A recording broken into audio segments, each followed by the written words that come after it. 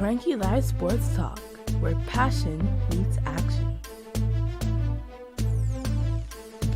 Hey sports fans, I am Cranky, and this is the Cranky Live Sports Talk, the podcast where we dive deep into the hottest topics, the biggest games, and the most controversial moments in sports.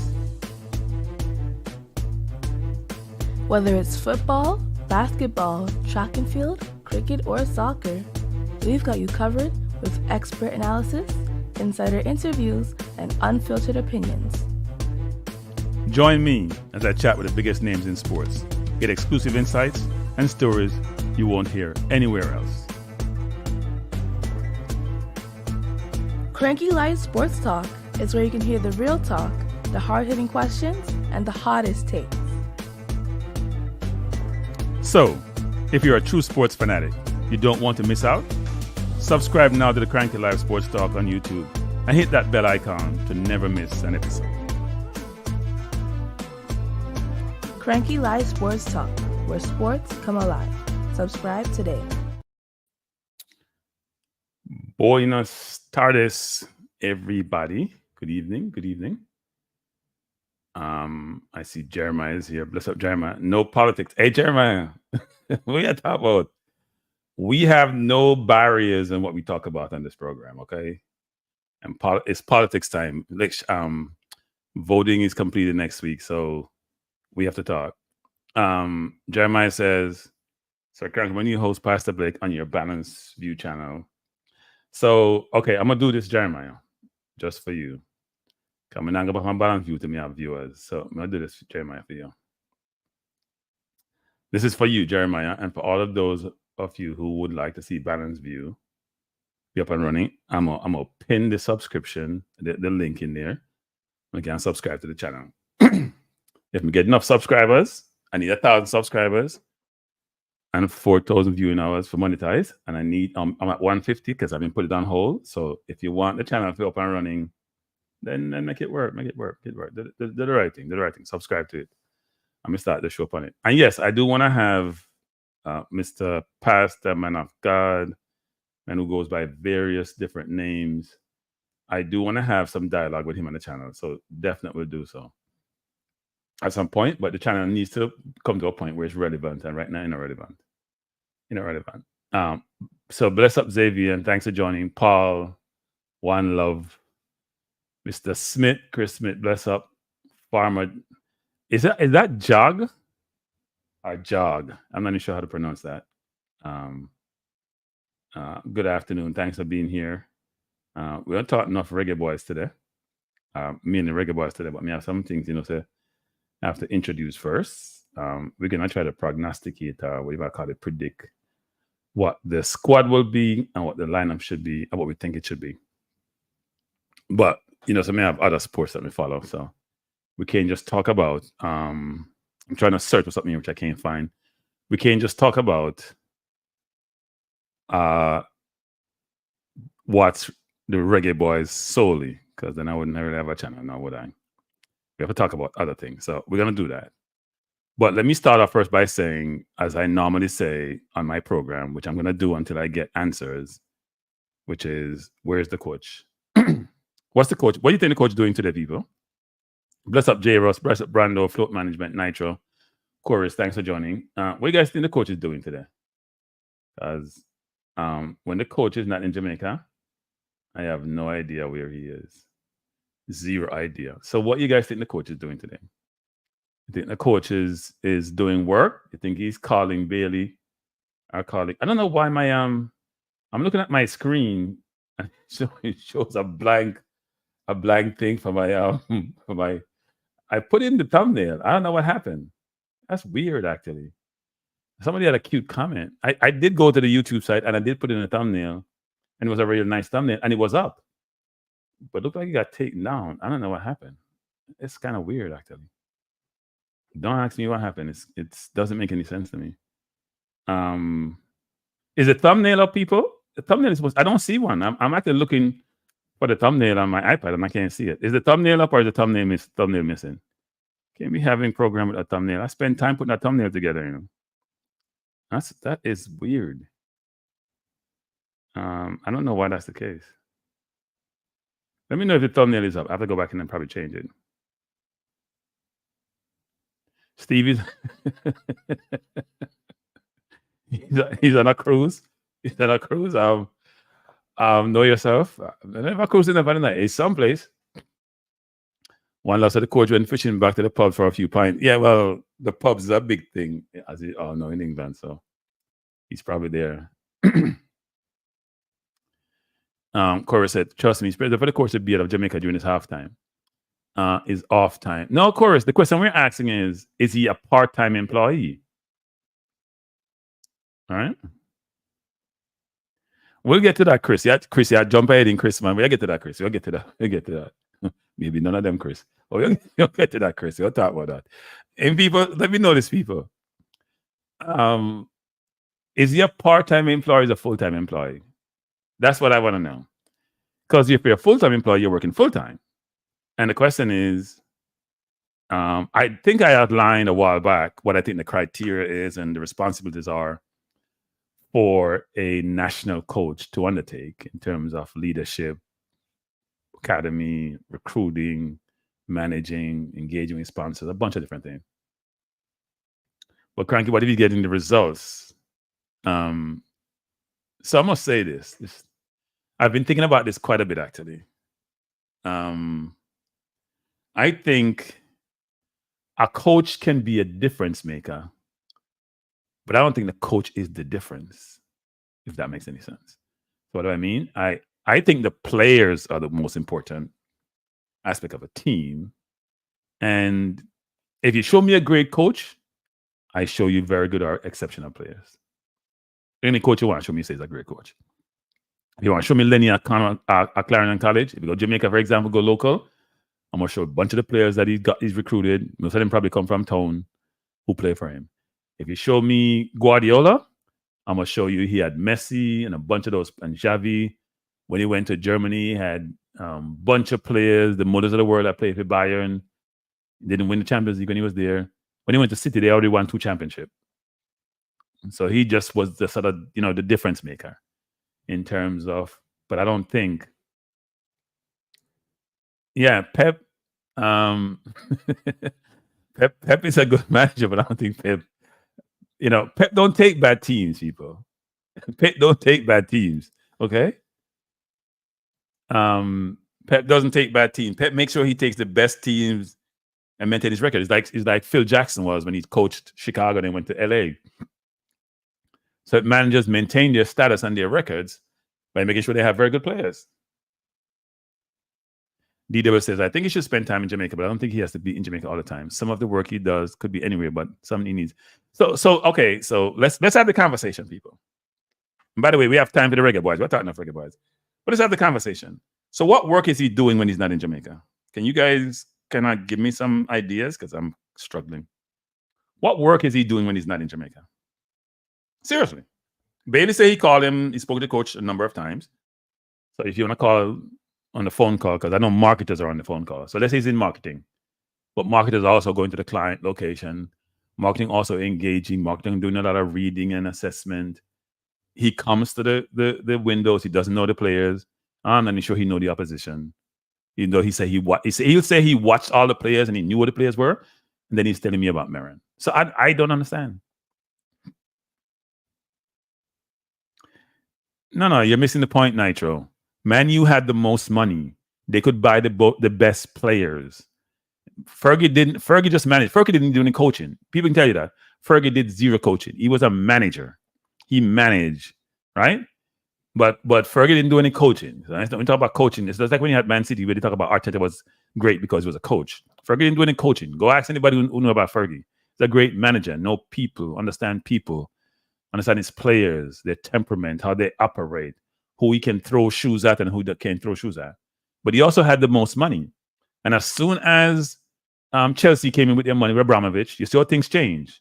It's the players. They brought in a good manager in Marino, but they bought all the best players. They bought the Hazards of the world. They bought the Dragbas of the world. They bought all the best players. Nobody say he's not a leader. Nitro, you're confusing yourself, Nitro. Nobody say he was not a great leader. I just told you. He wasn't a coach. The difference between being a coach and being a manager.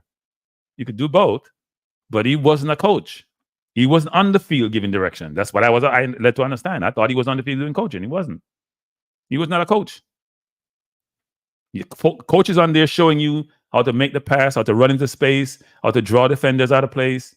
Yeah, he was not coaching nobody. But anyway, we won't spend a ton of time on that. I still don't know where the coach is. I haven't heard where the coach is. And my next question is always going to be, until I get some answers, as you know, because this is a regular, every time I'm here, question I'm asking is, where is the postmortem for the under-20 team? The under-20 team went to Central America, played 3 games, gave up an average of 5 goals per game, which is hard to do in contemporary football. You don't see nobody getting no 6 love and 7 love in football in the people. You don't realize that. If you're like Cuba, you come to Jamaica and a team, but you just go play low block football and protect your goal. You don't see nobody getting on 7 love and 8 love. Especially in this region, even with the other team, them, right? Unless you're really not a good team. And because smart like a Dominica, we couldn't beat Dominica 6 anyway. I think I'll use Dominica as excuse, but that's probably, isn't that the highest goal the US scored in the under-20 tournament the other day? When we get 9 from the US, and 9 was a very charitable score, because it could have been 15. You imagine playing a football match, it's 90 minutes. They scoring a goal once every 10 minutes. Yeah? And it's 11 against 11. Arsenal get 10 from back. What are you talking about, big deal? So I don't know. But we need some answers, people. I've said this numerous times, and I'm gonna say it again.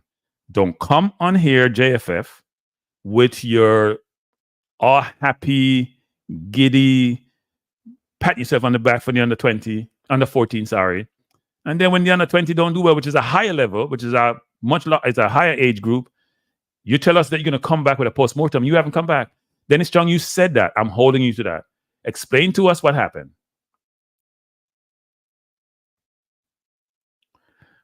Cranky, when you go to hey, St. Louis people, we'll talk about that. So no, we need answers. They're not gonna give me that in St. Louis. I ain't gonna get in St. Louis. Normally, Dennis would probably go to the game. So will El Presidente. Rudolph doesn't go to the games. I've never seen him at a game yet. But yeah, no, I just bought my tickets, people. I just buy my tickets, even though I think we'll change them. We can sell them and get some other ones because I realize the configuration of the field is different. So I buy my tickets.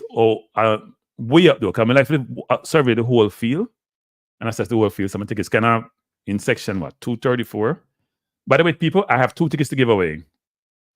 I have 2 tickets to give away today, so you can call in and answer some questions to get the tickets. If you're going to go to the game, don't come get the ticket and you don't waste them because other people can use them. See? But I have 2 tickets to give away today. Who was the under 20 coach? I have no idea. Who was the last one? Was it Jerome Witt? And I've gotten a lot of complaints about that. Nobody said Fergie wasn't a good coach. We say he wasn't coaching at Man U. Nobody's challenging what is a good coach or not. Nobody's even challenging any coach. The point I'm making is that the differentiator to me is the players. The players are the ones who make the team. But a coach can be a differentiator. How he set you up, how he manages, how he structures, if he pick the right players. But the players to me are the most important component of a team, not the coach. That's the way I see it. So let me just say, so let me skip to, but people, I'm going to ask the question earlier in the program where as we get like almost halfway through, we take the calls for questions I have here. Hopefully we can answer them. And we have the 2 tickets to give away. Yes, I did buy my ticket in a different section. Yes, I did buy my ticket in a different section. And here is why. I am very particular about where I sit when I go to sporting events. If I'm not sitting in the middle, I get very antsy and very cantankerous. And I don't like to go to games. And the last time I was in Dallas, I thought I bought tickets in the middle, and I did. For the first game, and the second game was more to the side, and I didn't enjoy the football as much as I should.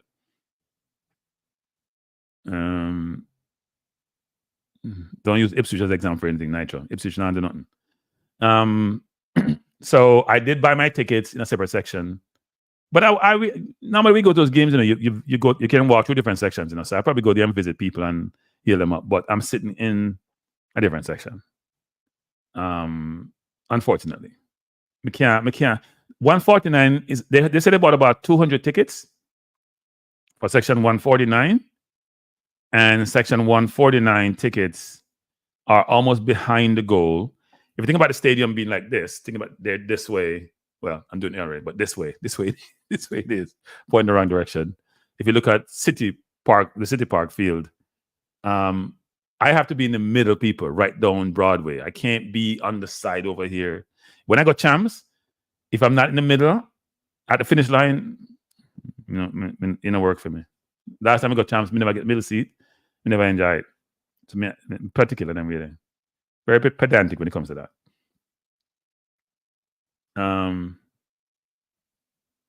Where's the floor? Say, oh, okay, got you. I don't understand why JFF selected section behind the goal. Maybe they didn't select it. Maybe they just. I don't think it's a JFF. There is a fan club, and I'm trying to find it. I don't think it's JFF actually. I think the fan club work with U.S. Soccer Federation. So there's a Jamaica football fan club, and they're in partnership with the JFF and the United States Soccer Federation, which were endorsed by the Reggae Boyz Supporters Club. I'm reading this. They started a new initiative, as I mentioned before in the last program, to get fans in diaspora to support the Jamaican national football team when they are playing in this region. So the game in St. Louis on November 18 is their first attempt to start the movement, right? They want to start a movement where we can get people motivated. And here's the thing, people.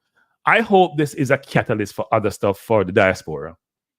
And diaspora do a number of different things as related to Jamaica and the Caribbean, but I hope it's a sort of a movement which will permeate throughout the Caribbean, where people want to get involved in things that affect Caribbean people. And sports can be a catalyst for those things, right? And so it's in section 149 that they got these tickets. They say it's over 200, which is designated for Jamaica supporters to be at the game. I think there's about 200 tickets. So, yeah. So I am going to the game. I'm driving to the game, people. Hey, the long driving of people. Hey, see what I do for the Reggae Boyz? Come stay in my living room and watch a game. You know?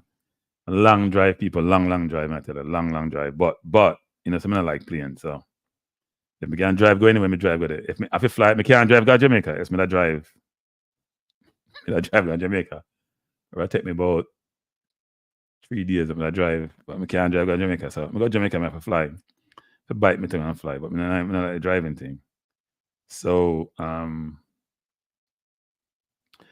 driving from. I'm stopping, right? So I'm gonna drive from New York to Georgia first, hang out for a bit, and then drive down to St. Louis. From New York to Georgia is what, 13 hours, which I do sometimes, and then from Georgia to St. Louis about another 9 hours, 8.5, 9 hours. So yeah, it's a good drive.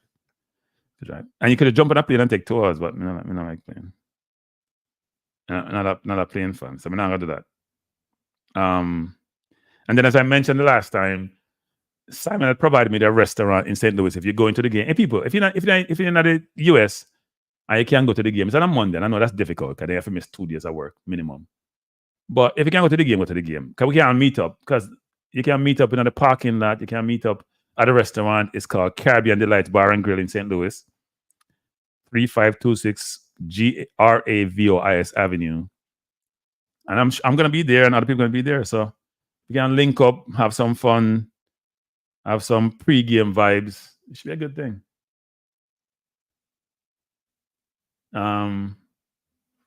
So it should be a good thing.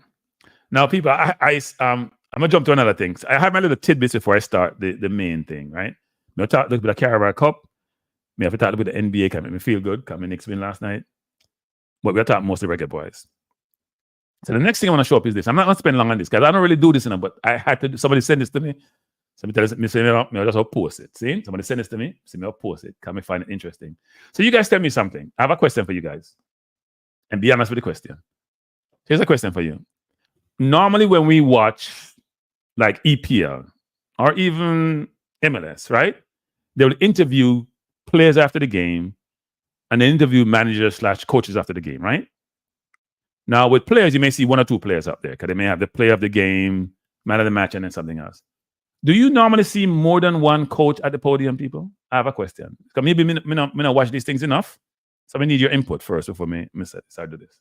You normally see more than one person at the podium as the coach of the team? I want to call the coach slash manager the same thing in football. Yeah. So I saw somebody gave me this CFO. I couldn't help myself and post it. Why is this always the case for this team? Yeah. Me not drop no word. Me I bring it up, President. Me not drop no word.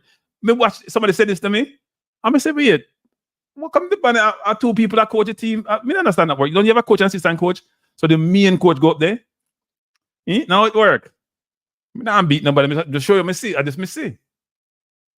Nothing is wrong with that. Okay, Flavor Max. Maybe wrong then. Maybe wrong. Me never say that yet in football. You have one person represent the team as the person who lead the team. You know what Flavor Max is talk about. Huh?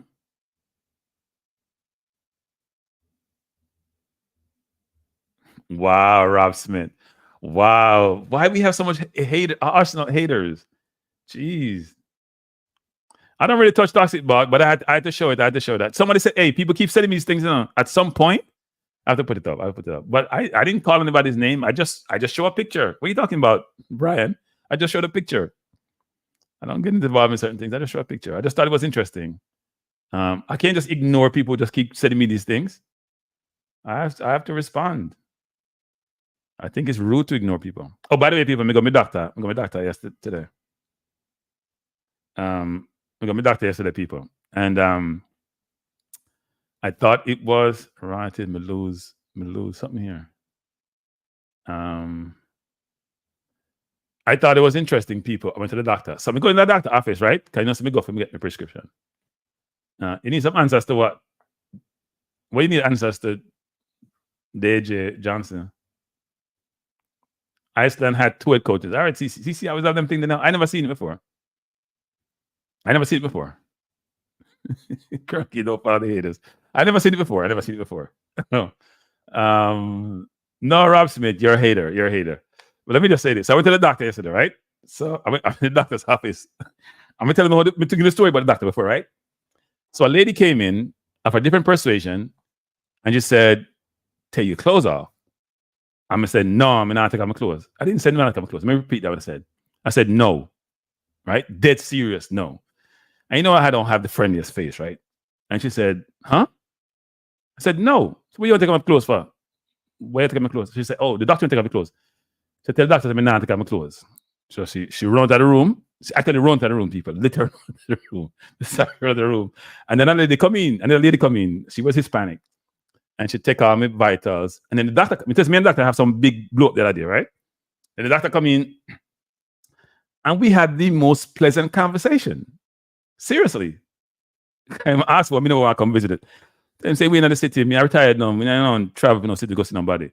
And I say, okay. And then me and start talk. And he asked me, say, what you doing every time? I say, I try to do some YouTube thing, but the people, they don't want to like and subscribe to my channel. And I want to big up the subscriber thing. And I say, oh, that's challenging. And I say, yeah. And then he say, him say, I'm cover. I'm cover sport. I'm cover Jamaica football. But me, I figure, cut them off, cut them now, support me well. And I say, oh. Him say, no. Him say, yeah, I know the guys who come on this. He said, do you know this Rob and Rob show on NBC? I said, yeah, I watched the show. He said, oh, yeah, I know the other 2 guys well enough, actually. I'm like, yeah, you know them? Right, you get to know your doctor class. Maybe you can't get an interview or tell you, but I don't know the story for another day. But we had a really good conversation, and I walked away smiling, say, you know what? Me not feel how we do with the doctor tell me to do. I'm not going to get my clothes for. No, but no, man, I'm taking off my clothes. I'm taking off my clothes. Nah, but anyway, we'll keep going. You know, the doctor always, I've got a doctor after the same thing. Chorus, me not put up, you just say chorus. It's a chorus. But me and doctors always in a war for some reason. I don't know why. Because them people them know everything about everything. And sometimes we don't think them right? So I want to touch upon the Ballon d'Or. What's your guys' views on the Ballon d'Or? So in the Ballon d'Or, as you know, Rodri won the Ballon d'Or. Real Madrid boycotted the Ballon d'Or, even though they won, Coach of the Year and maybe Team of the Year. They boycotted the Ballon d'Or. Who you think should have won the Ballon d'Or? Should it have been Rodri or should it have been Vinicius Jr., who were some of the 2 co-favorites?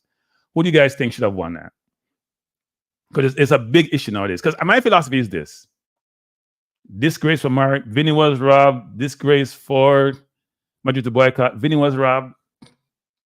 Okay. So you guys believe that some people believe Vinicius won. Madrid is entitled. So Pressa, right? First, I can't type one thing in that. First, I have to type like 3-4 things to make sure Vinny come in more than once. Vinny was robbed. It's a Madrid entitled. Vinny has a lot of credibility. Now, I had a big conversation with somebody, not big conversation, but an interesting conversation with somebody today who's a known person in terms of their knowledge of sport, and they supported Rodri because they thought Rodri had very good stats, which he does, right? Because you have to win, you have good stats. A lot of people say Vinny was robbed. You know what I found interesting about that, people? So I have always said this. If you think about the NBA, for example, when they picked on an All-NBA first team and all that, it's all about offense. First of all, if you don't score more than 20 points, you're going to be on the NBA first team and have a bunch of assists. It ain't happening. They may have an all-defensive team, but when they pick the All-NBA team, most of the time it's offensive players you pick. It's 95% of the time it's offensive players. And it's about stat. Carvajal, not right back now. We know something. Carvajal stats don't match up. So I did some research, right? Let me say this. I did some research. I thought it was interesting. I did some research.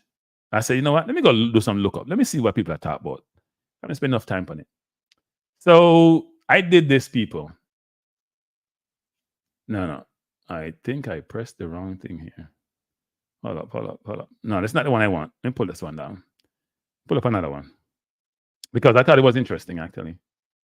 The one I want doesn't want to come up. I thought this was interesting. So, people, here's what I saw. So you can see this clearly, right? You guys can see this clearly. What do you find interesting about these stats, people? I thought this was really interesting.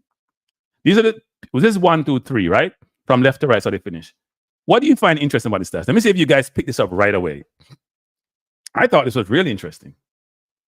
You look at these stats and tell me, who would you have picked to win the Ballon d'Or? Someone will say Vinny. Someone will say Rodri. If you look at these stats, who would you have picked to win the Ballon d'Or? Would you stick to Rodri? Would you pick Vinicius Jr.? Who would you have picked? I thought these stats were really interesting. CDM stats come to the attacker. He has 26 goal involvement. The attacker had 37. Yeah, they're close. The attacker played 14 more games, though, than Vinicius Jr., didn't he? CC Sports. He played 14 more games. All right?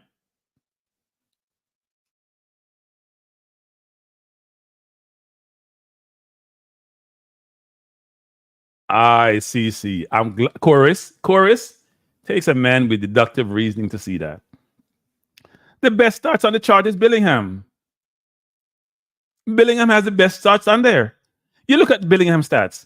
Now, he played between midfield and center forward for Real Madrid when he first went there. Bellingham stats is better than Vinicius Jr. by a decent amount. Better than Vinicius Jr. He had 43 goal involvement. He played 5 more games. Vinicius at 37. He had better key passes, 91 versus 73. He had 19 big chance created versus 17. He had better passing accuracy, and his dribbling percentage was better than Vinny, right? He had 59% success. Bellingham stats dwarf Vinny. I'm sitting there thinking, Real Madrid is boycotting because of Vinny? Where's Bellingham's number? Why isn't Bellingham being considered for this? No, he wasn't playing CDM chorus. He was playing a hybrid. He was playing the 8. He was playing the 9. He was playing the 10. He was playing everywhere, but he wasn't playing the 6. But he was playing a lot of midfield. So the point of the matter is, if you're going to pick somebody who should be mad about it, should be Bellingham. Yeah, he played the 8. He played the 10 sometimes. He played the 9 sometimes. Because maybe they didn't have a center forward at one point, But look at those numbers. So when I hear people talking about Vinicius got robbed, he didn't get robbed. He should have come third. I'll come second. He shouldn't come first. Now, Rodri's stats are ridiculous to have 26 goal involvement, which is like 1 in every, 2+ games, and you're playing CDM. That's ridiculous. Right? But it also goes to his team because his team dominated the ball. He also won the Euros, even though he wasn't the best player for Spain. He won the EPL. Vinicius didn't do anything for Brazil. There's a lot of things involved in it. And Spain won both for the men and the women, right? And for the Ballon d'Or. But I think Bellingham, to me, I think what's her name? Aitana Bonmati, whatever her name is. She won twice now. But I find that really interesting, actually. Rodri's stats are ridiculous, right? In terms of passing accuracy, 93% is a lot, people. But City has the ball a lot too. They play the ball amongst themselves a lot. And people play a lot of low blocker games. So you should have good, accurate passing percentage. That's like Jamaica against Cuba, people. That's how City play football on a regular basis. Everybody going to look good on your team in terms of passing accuracy and passing stats. But there's always somebody available to get the ball. But I don't hear anyone says, I haven't heard anyone in the news say Bellingham. Not one person I hear say Bellingham should have won. And I'm looking at the stats saying, all of Real Madrid boycott Vinicius Jr.? This ain't no marketing campaign. Yeah. So I don't know. But yeah, but even if his form dropped second half of the season, his stats still better than Vinny. This is not about last part of the season for entire season. So anyway, I thought that was really interesting, people. And didn't hear one, not even a muted voice, not even a murmur about that Bellingham should have won. I just thought that was really interesting, actually. And really didn't get it as to why no one mentioned him. No, not one person I heard mention Bellingham. Not even one.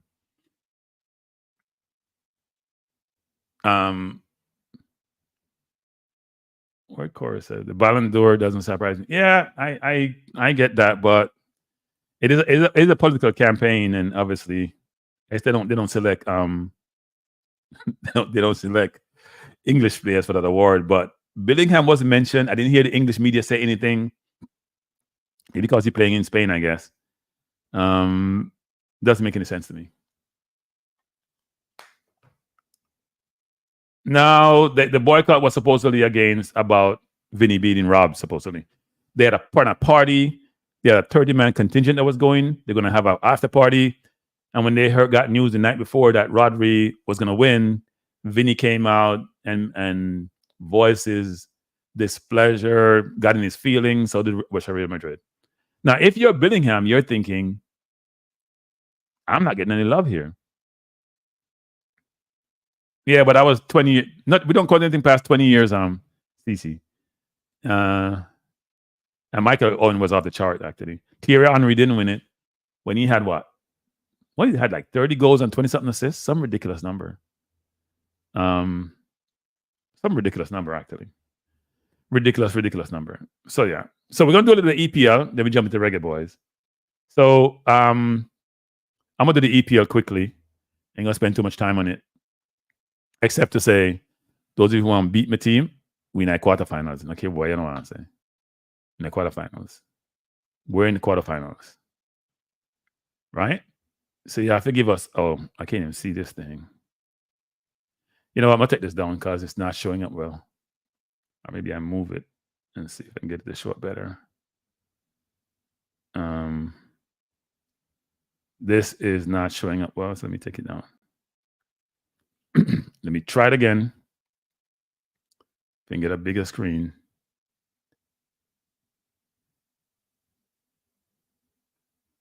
Let me see if this is now better, is it? Let me bring it up. All right, so these were the results for the last round of the Carabao Cup.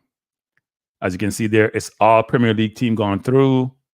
Southampton won, Brentford won, Liverpool squeaked by Brighton, even though I think they were comfortable. We enjoyed ourselves against Preston. We had an easy round. Man U scored 5 goals in the game, even though I think they got about 4 of those were given to them. Newcastle beat Chelsea's second team, but they don't really have a second team. Even though I think their defense is soft, but I think the rest of the team is good. Crystal Palace shocked Villa, which I think is interesting, actually. Given that Crystal Palace has struggled all season, but interestingly enough, beat Spurs last Saturday and then come back and beat Aston Villa, which is commendable for them. And then Man City, Pep decided to be charitable and give Tottenham a game. No, every league, every trophy count and every trophy count. So this is the next round, people. Quarterfinal, December 17th. Good time away. We get a nice draw as Arsenal, so we should make the semifinal. But we'll see. Tottenham, Man U, Spurs also have a chance to get to the semifinal. Liverpool will get there easily. Southampton is just not good. And then Brentford, Newcastle, a tough game. I think Newcastle will get there. So we have a chance. We haven't won that trophy forever. we haven't won it this century, actually. So we need to, and Arteta hasn't won anything since he won the FA Cup in his first 6 months with the team. So he needs to also put up. All right? He needs to also put up. So let's now progress to the Jamaica football, because most of you are here to talk Jamaica football. I want you to give me some view as to what you deem to be what the team you want to see. Because I do think that we need to be a little bit more creative this period in terms of players we bring in. Right? We have to think about what do we. So, first question for you guys. You know what? I can't ask Jamaican a question because I don't think the best in everything. Do you guys think we can beat the US? That's the question. If do you think we can beat the US? Because most of them say yes, because son stay. Can't help myself. Right? Do you think we can beat the US? Yes or no? Now, I don't have to look this up because I already know this record, but I'm gonna bring it up anyway. Jamaica against US. I don't have to look it up. I already know what the record is. So this was a squad from the last round, right? Even though Bernard didn't come the last time around, it was supposed to be the squad, but Bernard didn't make it. He got injured just before. But this was the squad from the last round. Who do you want to see added? Who do you want to see taken out? Let me know. Who you think should be added? And people you can call in, because I know Presser won't call in a long time. Who you want added? Who you want to take out? Let me know, people. Who do you want to add into the squad, and who do you want to take out?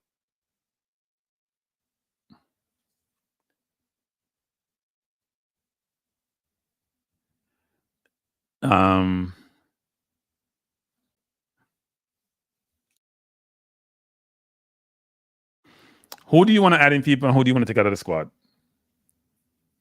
So Nitre said Ravel in. I'm gonna write these down, people. We can come with a team. Ravel in for who though? You can't just say Ravel in, and you don't have who you taking out. So I get my notepad and I write them down, people. Ravel in. Who else is in, people? And who should be out? We know Chris Smith already wants us to come in. Yeah, we know 433 have a call in now. 433, go ahead. Yeah, bless up, Frankie. You know, so whenever that calling do until I call my name. But you know, you see the players that include that go with Tavon Gray. not popular, but Tavon Gray's here already. We said we're going first with who in and who out. Who would you bring in and who you drop from the squad? Yeah. So I have the last squad up on the screen. All right, so let me tell you now. You see when I drop from the squad now, that drop. That's it. Curry Anderson. Okay. So you said K-Roy out? I would replace him with Isaac Hayden. Well, we know Isaac coming. Yeah, and you know, people might say, at first I was like, you know. But anyway, did Isaac get his final papers yet? I haven't heard actually. I didn't follow up, and I should follow up. But let's just say him get it right. Yeah. Even though he's not playing much football at the highest level right now, you know, if you look at him, Frankie, throughout the years, he's that quality player. You know, I believe even though he's not playing at that level, you know, the fact that he's still training at the highest level, I think he can definitely add something to this team. You know, and dropping Curry Anderson would be a big call for this national team. I'm not going to say it doesn't add anything to the team, but I think that if there's a better player like Isaac Hayden, they can utilize him. You know what I'm saying? Especially seeing that he's more natural to that position compared to anyone in the team at this moment in time. You know what I'm saying? Right. So I'd replace him with Isaac Hayden. Many people say Rafael Morrison. I guess they would. I wouldn't bring in Rafael Morrison as yet. I wouldn't bring him in just yet, right? In terms of the forward line, we have Cephas. I know that Cephas is doing real well since recently. I have Norman Campbell, Mikel Antonio, Demar Gray, Kaim Dixon, Romario Williams. Who did Romario Williams come in for again? Romario. So Romario came in for, was it Nicholson? Yeah. Yeah. So bring back in Nicholson. He's on form as well. I'm gonna drop Norman Campbell and bring in Leon Bailey. So you want to drop Campbell? It's an interesting one. Yeah, because you can't go drop Demar Gray. And No. I feel like Cephas has always been good for us to an extent. And in the last game at home against Honduras, Cephas was the only attacking player who, he came off the bench and he was trying to add something, was getting in behind Honduras with his speed. You know what I'm saying? Right. So I wouldn't drop him as well. And he has been scoring in the last couple of games. Okay. So you want to, and mostly you don't touch the defense. You want to leave the same defense. You're not changing anyone on the defense. Defense, Bernard. Yeah, but I would leave the defense. I feel like it's solid enough. I don't think we've had problems around that defense since recently. Right. Okay. So you want to keep the defense, but you're going to make some change in midfield. You're dropping K-Roy. And then you are also dropping Norman Campbell as a forward, and you're bringing in Ravel Isaac. So you're bringing in. You have to drop somebody else in there. You're bringing in 3 people. You can't just have 3 in and 2 Yes, out. so Isaac Hayden to replace Anderson, Bailey to replace Norman Campbell, and Nicholson to replace Romario Williams. Oh, you don't have Ravel. Okay. No, I don't have Ravel. Because I haven't watched him since he's moved to that club, so I cannot give an opinion on him. You know what I'm saying? Right. And I know that some people might say, "Oh, he's that good," and whatever the case is, but at least have something to work off with Isaac Hayden. But wasn't Williams very good in Nicaragua game when he played? Yeah, he was definitely good against Nicaragua. However, I think Nicholson is the better player. You know what I'm saying? Yeah. And again, he asked for time off to get back to full fitness. And if he continues to score right to when the international break is, then he automatically has to get back his place in the national team. Right. Let me ask you a question though, Cranky. In terms of Kahim Dixon, would you drop him? Great question. Depends on who's coming in. He can get dropped. But remember, think about it. So Cephas to me is a stay. Antonio is a stay. Gray's a stay. You bring in Bailey. You bring in Nicholson. The question is Campbell or Dixon. Isn't that it? For now, anyway. Campbell or Dixon. Yeah, because if you have Nicholson and Antonio, you don't really need 3 center forwards. You can have 3 center forwards, but you don't really need 3 center forwards because only 2 gonna play. Maybe in terms one. of Campbell or Dixon, to be fair to Norman Campbell, against Cuba wasn't his best game, but in the last, I know that against Honduras away, he did cross that ball in, I believe, that led to a goal. I think it was our own goal. So I think Chris Smith would say this. Chris Smith says Jamal Lowe is a must. Do you agree with that? Jamal Lowe. He only be a bad shout. So would you drop Dixon for Jamal Lowe? Because that's the only option. No, I'm on drop Kahim Dixon really and truly, Cranky. Every time Kahim Dixon, I'm not going to say it's at 10 out of 10 every time him step foot on the pitch, right? But sometimes when the front 3 is not playing good, Kahim Dixon kind of brings a spark to that front 3, He's always one to try. But some people might say, listen, you have a more experienced player, Norman Campbell and Jamal Lowe. But oftentimes we don't get that spark from them that we need. Where Kahim Dixon, even against what's the game that he played? He came on as a sub, and I think it led to a penalty. His flick went through and it led to a penalty. Yeah, it was a game in Nicaragua. No, not Nicaragua. Honduras. Was it? Honduras. No, we won 2-1, right? Yeah. But one of those games though. So I think he's always giving giving us something off the bench, So that's my justification as to why I would keep a Kahim Dixon. Okay. Yeah, but in terms of if we can beat the United States of America, I think we can. I think it relies on us playing well at home and getting a good result at home. So back up. What gives you confidence you can beat the US? Well, for one, I'm not gonna disrespect Pochettino, but he's from Tottenham Hotspur, and you can't take the Spurs out of the man. So that's what you're relying upon. That's one of the major factors, and due to the fact that he's new, I'm not going to say he's like a runaway coach to Steve McLaren. Yes, he has been in bigger jumps in recent years, right? But I think since Steve McLaren has been with the Reggae Boyz, he has shown himself in terms of what he can do. And I think the squad coming off the back of that defeat against USA, the 3-1 defeat, which was really unlucky that the guys, I can't remember his name, Corey Burke scored the own goal. I think we have something to prove. Why you guys keep saying Corey Burke scored the own goal? Just say US scored. Just say that we gave up a goal. I don't know. I don't like Yeah, the Corey. When people say Corey Burke, they want to beat Corey Burke, and Corey Burke not enough to do that goal. I don't mean so. I never mean Okay. unfortunately, So people, I'm biased because I had a long conversation with Corey Burke. So yes, I don't know. And Corey Burke come off an injury. Corey Burke shouldn't have gone on the field. Actually, he shouldn't have played. I don't think he wants to play for his country so much. But if you go through his injury record with him, it's horrendous. But anyway, go ahead. Yeah, so it was unfortunate. That's one factor with Pochettino. But in general, I think the United States, they're still trying to figure out themselves in terms of what is the strongest team. Right. I know that they have some issues with 1 and 2 players in terms of like niggles here and there. So I'm not sure if they will be available for the next window. But I think Jamaica will have a lot to prove. The only thing I'm concerned about is I'm not really worried about. Yes, we're not scoring goals at the national stadium, right? But that can change in a game. But it's more so, how will we play against USA away from home? Because the last time we played them against Algrimson, we did sit back. We had like 2 to 3 opportunities. We scored 1 out of them.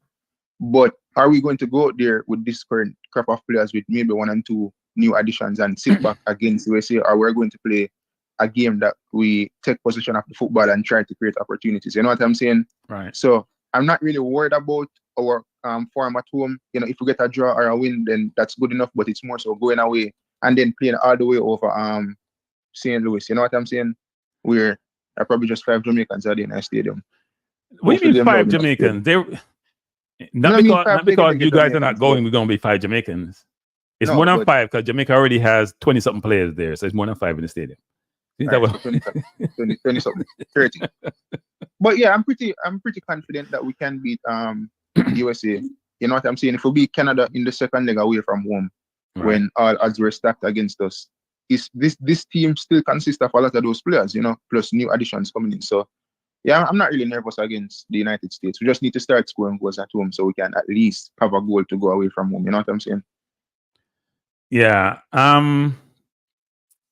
So I don't hear though how you get confident that we can beat the US. Well, I don't know where the confidence come from. So okay, what's the Jamaica's record against the US? I can't remember right now, but no, I can't remember. Let me tell you what it is. They have played, I think it's 33 games. They have won 3. 33. They have about 10 draws and they've lost 20. Does that give you confidence? Yeah, but what was Newcastle's confidence going into the Chelsea game? What was Crystal Palace confidence? Newcastle was a top 4 team last year, weren't they? Yeah, but Jamaica, we're still a good team. It's not like we don't have good players. And as I said, I'm not saying that. Yeah. I'm just trying to give you some reality check. Yeah, I know it's reality check, but I still believe that, with Bailey coming in and a lot of these other players, it's like they have a lot to prove. Leon Bailey for this national team, he has a lot to prove. He owes us a lot. You know what I'm saying? Because he doesn't have credit in the bank coming into this international window. So hopefully he can have a wonderful game. And let's be honest, like he was one of the best wingers in the world last season. And it's just unfortunate that he has the little injuries here and there. So if we can get a Bailey that can give us something. But press up. Let me stop you. Press up for a second. So I'm confused. When I have to explain to me people. So you're saying Leon Bailey could be the difference maker against the US? If he plays a good game, yes. No. We have to use history to inform our view about things. How many games has he played for Jamaica? Was like 30 odd? Yeah, about 30. Have you ever had an exceptional game for Jamaica in those 30 games? No, but wait. This is quality competition, right? Quality competition, right? Yeah. Okay. All right. So but yeah, go ahead. And by the way, Antonio can't play the first game because he got a yellow card the last game and he did hand the ball at the stadium, so he can't start the first game. But go ahead. To be fair, I know your stance on Leon Bailey already, but to be fair, what stance? I don't have a stance, people. Back up, press. I don't have a stance on Leon Bailey. I'm just trying to drop facts and drop what history entails. I'm not position. And I think many people believe that he hasn't had exceptional games for the national team, right? But it's one. No, I heard Maverick saying no, playing on good for the national team. You're Maverick says so. It's 92 FM. What you call it? It's 92. Yeah. Me and Mavericks, and Maverick, is a partial to the crew from that camp. But listen, right? To be fair to Leon Bailey and every other player in this national team, we have a new coach, right? And his style of play is different compared to Jaime Hallgrimsson. And I've heard numerous amount of players, they've spoken about Steve McLaren and, the football that they're playing, and they've stated that they love it, it suits them. So with Leon Bailey coming in under a new regime, a new leaf, and whatever the case is, then maybe things can turn to seeing that this is Steve McLaren, who has a bit more experience, especially at the highest level. And he has worked with, I'm not going to say world-class players, but he has worked with players, close enough to that level or with that potential. So, Right. Maybe him putting an arm around Leon Bailey can unlock something. And to be fair to Bailey as well, he did an interview recently in which he stated that, he has been speaking with Steve McLaren and they have a very good conversations, and it seems that as if they're close, and that's without even him meeting Steve McLaren in person. Did he say in person? So let me say this, Steve. Let me cut off first and say this. Bailey's importance to the team is no different from a Cephas. Let me say that again. Let me say that again, because people may not understand what I'm saying, and people are going to give me a hard time. And by the way, Damien said me I talk crap. Hey, Damien, I'm going to the game. Are you going to the game, Damien? I leave from New York and got the game. I drive about 20-something hours. Damien, are you going to the game? Because I don't like talk crap. I don't know, do nothing. Peer running around on the mouth. Me, I got the game, Damien. Are you going to the game? Are you making an effort to go to the game? I'm making a big effort to go. Are you going? I'm going to go broadcast you them. Just I got the game, go support my team. So don't tell me that talk no crap. What's the crap am I talking about, Damien? Don't start me up. Go on, presser. Oh, but to be fair, Cranky, I disagree with that in the sense that we're looking at both those two individuals have different potentials. You know what I'm saying? Bailey on his day can give us something different to Cephas on his day, because I feel like Cephas is a more limited player compared to Leon Bailey, who not only. But when is that day gonna come, people? So I'm saying, hopefully, 30 is people. Let me say, Cephas doesn't have a big sample size to work with. Cephas has not been given enough opportunity to play with Jamaica to have a big sample size to work. Now Cephas need to think football and not just play football. But at least we see Cephas on there look like he may do something dangerous, even though against my head spin with Dallas and he missed the one-on-one with the keeper. But 30 is a big sample size. But Cranky, that's why I say hopefully, and he's under a new coach as well. So hopefully against the USA, whether home or away, that's the day in which he click for Leon Bailey. But we cannot disregard the talent level or the potential of the player. I don't think it's no longer potential. Potential when you're 20 and whatever the case is, right? But we cannot disregard the experience that he has and the skill set that he's capable of deploying against these opponents. So it's just hope at this point with Leon Bailey. In terms of other players, we can have a guarantee in terms of what we're going to get from them based on their talent level. You know what I'm saying? Or their skill set. We have a guarantee with Cephas. We already know what he's going to do. We know what Mikel Antonio is about, because consistently they kind of give us those types of performances where Leon Bailey, we hold him to a certain expectation, which is not living up to that. You know what I'm saying? So when it's below par, we question it and we criticize him, etc. So if on his day he matches up to our expectation and he's deploying his skill set against USA or whichever opponent it is, then it will benefit the national team. Okay. So as I said, the key word is hopefully, our hope. But that's it. All right, thank you. I appreciate it. Yeah. So let me take on Damien. Hey, Damien, by the way, people, 193 people in the chat, only 86 likes. And I can't discourage people, boy. That don't work for me, people. Them like nobody likes in the word. Likes need to change. Let me say this to you, Damien. I just say we bad mind the player. What does that mean, though? Do you guys understand what bad mind mean? Stop using words you don't understand what it means. Damien, what does bad mind mean? Because it can't be applying to me. Explain the bad mind thing, Damien. I'm confused. What does bad mind mean? I'm confused. I bad mind the player. That is a strange comment. It's a weird comment, actually. I don't even know what that means. You bad mind the player. So I talk stats. If you play a team 33 times and you win 3 out of 33, it means that can you possibly win? Yes. Is it probable? No. There's likelihood in life. Can I beat the team? Of course you can beat the team over 2 legs. We did it with Canada, and they were the better team than us. Honduras was better than us. So you may get lucky. But in terms of likelihood and probability, no, I don't think so. But I'm going because I hope we win.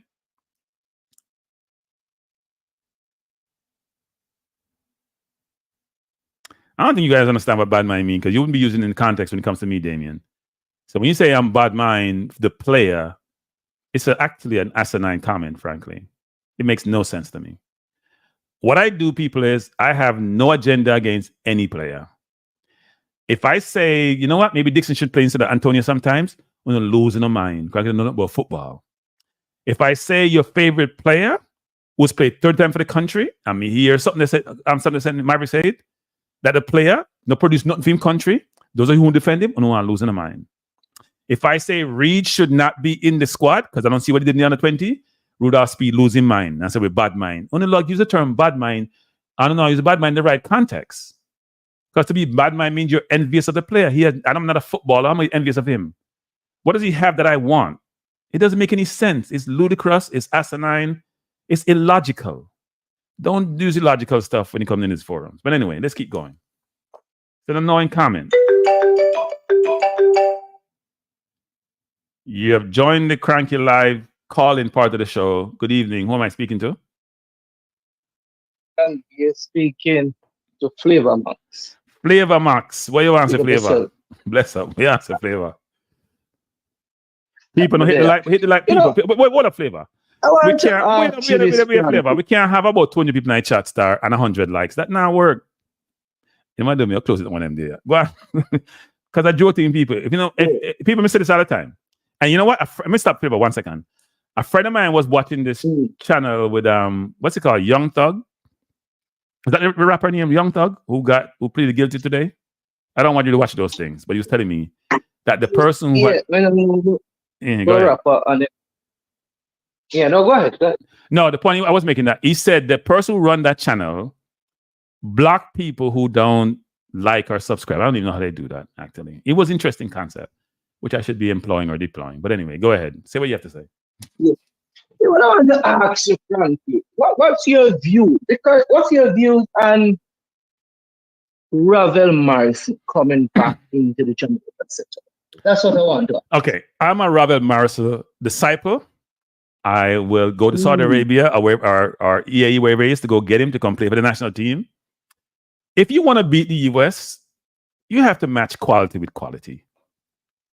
We don't have the quality in the midfield. None of the midfield that we have now.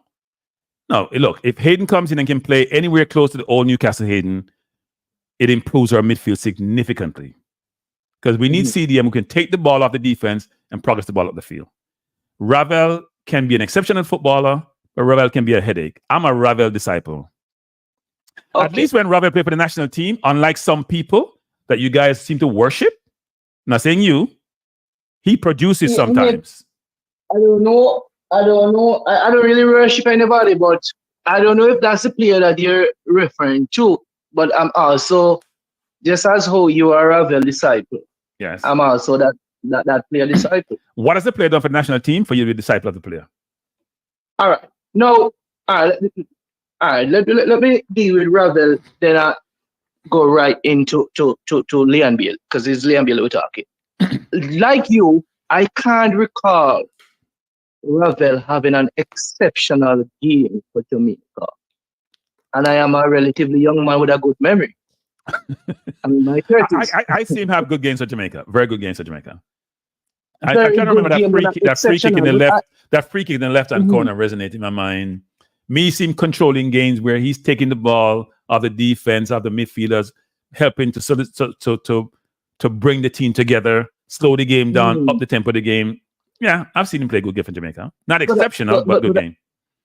But I've seen Leon Bailey played a lot of good games for Jamaica. Which name? No. Back up. Go, tell me the good games he's played. The very good games he's played. Tell me. Let me hear one. The games, especially the games when Paul Hall took over. I think most of those games, Leon Bailey would have played well under Coach Paul Hall. Most of those games. We gotta be very careful that word says somebody played well.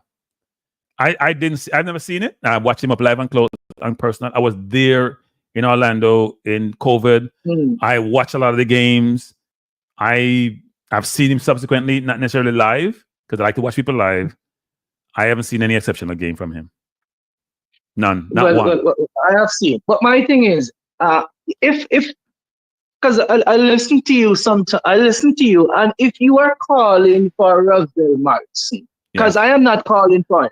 Okay. I don't think if a player, just because a player get a club, he should get a call in the national team. The national team is not a joke. I think, yes, you get a club, you get fit and you perform because you are 31. And when he was younger, his stats, as I put it there, is 18 games, 2 goals, 2 assists.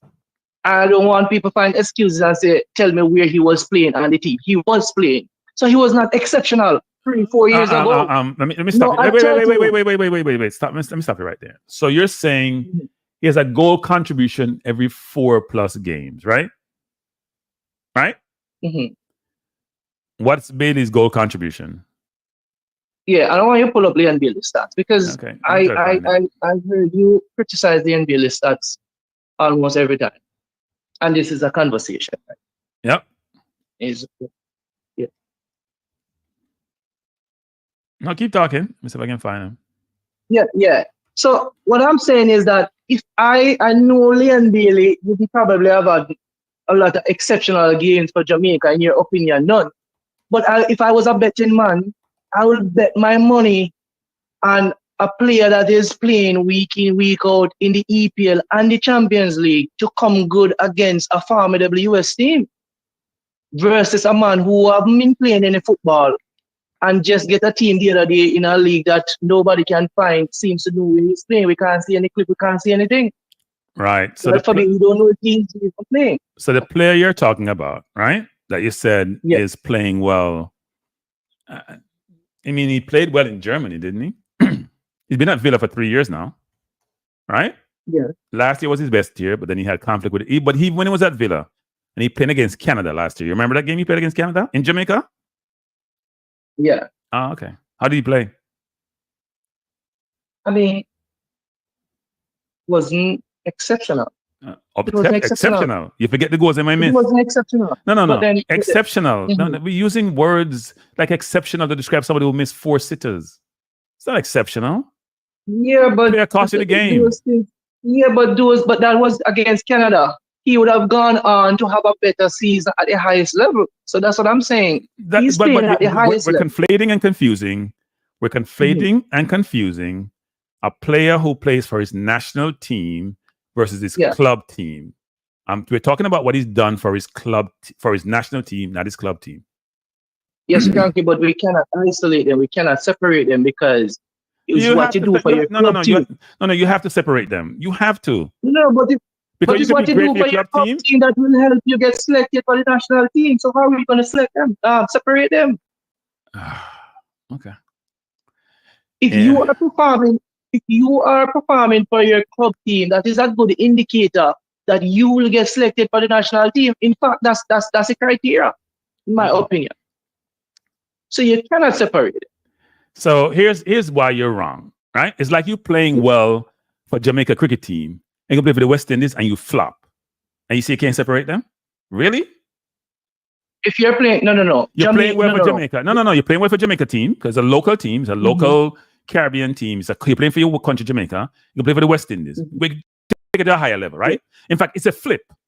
It's like you're playing well for the West Indies and you go play for Jamaica and you flop. Because let's say EPL is a higher level, right? Than Jamaica cricketing team versus the West Indies. So you're playing well for West Indies, but you flop every day in Jamaica. Even though but you're still going to get selected because you're performing at the highest level. Well, you still get selected. You're still getting selected. Yeah. But do you deserve the selection? That's the question. Are you getting selected based on name alone and not based on performance? No, here why you're gonna get selected. Because the criteria, if you're performing at the highest level, right, then you're gonna look at it and say, okay, even if you're not performing at the extent that you're performing at the highest level, whatever you're going to give us at the lower level will contribute to that team.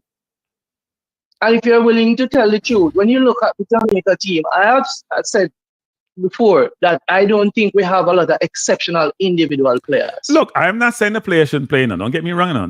His player is going to play. Whether Cranky wants to play or not is irrelevant anyway. Player's going to play, and the player should play. Because the players we have are not playing consistently at a high level to warrant the attention that they get. So the player will play. Cranky's not against the player. Let's not get this confused. No, I'm not saying. What I'm saying is that when the player plays for Jamaica, he doesn't produce. Well, put it this way. He doesn't produce at a level I think he should in this region, given where he plays currently. If you're playing in the EPL like he did last year, and you have over 20 goal contributions, right? and you come and play for the national team, and you're not at the same level, then the question becomes, what's happening?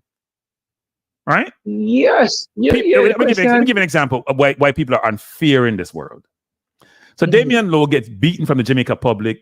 More than half the people beat Damian Lowe. Shouldn't be the team. Him no good, him this and that. Damian Lowe's been much better for Jamaica than Bailey. And yet Bailey gets all the accolades and Damian Lowe get beaten. How is that fair? How can that be fair? Damian Lowe has played the best game probably in Jamaica football ever in one half. The last window, Damian Lowe made a team in the tournament. The window before that, Damian Lowe played a game where he had 27 of 28 passes, dominant in the first half. Damian Lowe don't get his flowers. I get beaten, but Bailey get his flowers even when he doesn't play well. How is that fair, people? Or we just work people up on a pedestal and them at the highest level and them get all the flowers? I don't think Bailey gets put on the pedestal whenever. No, he not get beaten like Damian Lowe get beaten. Let's be fair. He not get beaten like that. No, he get beaten for what I'm saying. Him now get beaten as look, and the player even said those things about the national team, about the country now. Damian Lowe goes out there, put his body on the line 24/7. All him gets, him get too much yellow card, him get too much red card, him no good. Him get replaced by Deshaun Bernard, but every coach picks him, right? And if people like me say he should play, I get beaten, right? Bailey comes in, doesn't play well a lot of times, doesn't get the same beating. Forget about the off the field activities. We know the JFF can be difficult to deal with. He doesn't get the same beating, and how can that be fair? Everybody should get their flowers when they deserve it, and they beat when they deserve it. That's the way I view life. You get your flowers when you're good, you get the beat when you're not good. I think now is a good time for Bailey to come in the team. And I don't think we can, I want him in the team. I want him in the team. He's one of the better players that we have as a country. Want him in the team. Yeah. My point is he doesn't play well for his country. But yeah, that's in the past. So we have to give him a new slate based on what he has been doing at the highest level. So Flavor, let me ask a question. Yeah. Has he ever made any Concacaf team at a tournament, team at the window, since he played for Jamaica? He played 30 games. Gray came in, his first window he did. Lowe just made it. Tavon Gray just made the last window. When he plays in any window, has he ever made any Concacaf team at a tournament? Team at whatever it is, team at the window, any of those teams. Yeah, man, and make it, man, and him get nomination for the best Concacaf player. No. I'm talking about you don't conflate his performance for his club team.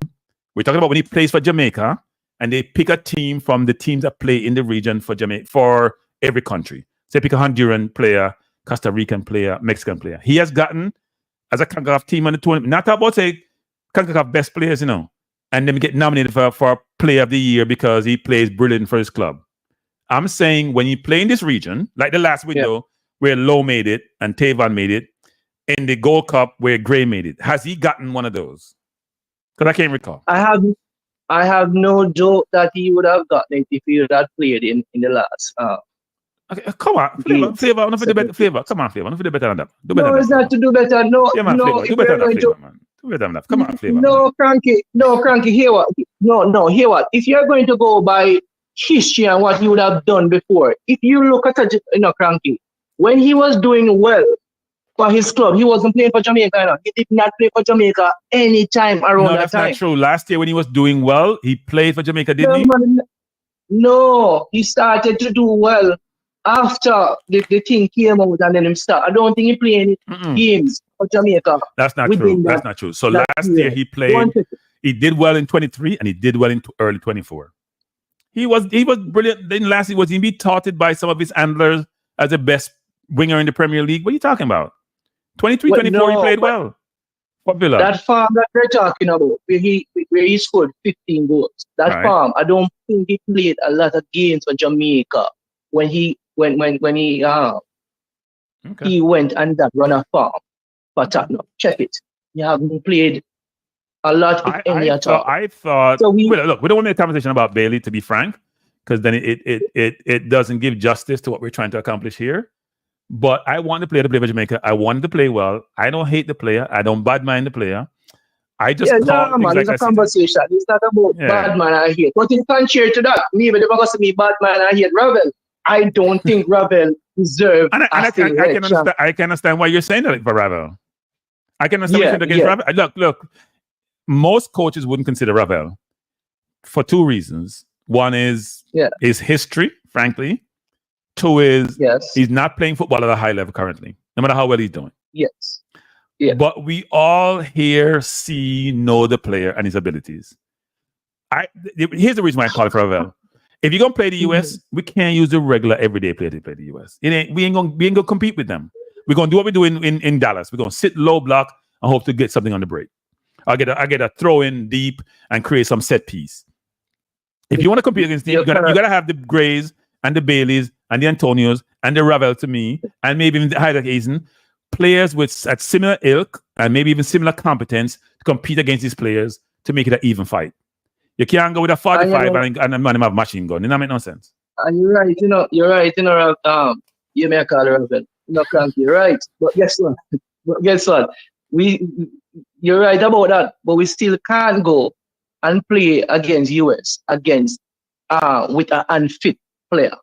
At his age, unfit, haven't been playing well. No matter all the abilities, all the qualities you want to have in the world, if you're not up for it, if your legs can't manage it, just as bad. All right, so Max. Here's my view on that. We always bring one player who everybody questions should be here, right? We bring Reed, for example. People are questioning should K-Roy be here, right? Because we have flexible player like Mason Holgate or Lati who can come. Can't we bring Ravel as that sort of extra player with the view that, you know what? If he can produce, it's exceptional. If he's not ready, not ready. We always have I would call it like a throwaway because player. Of his age. Because of his age. 31 young people, man.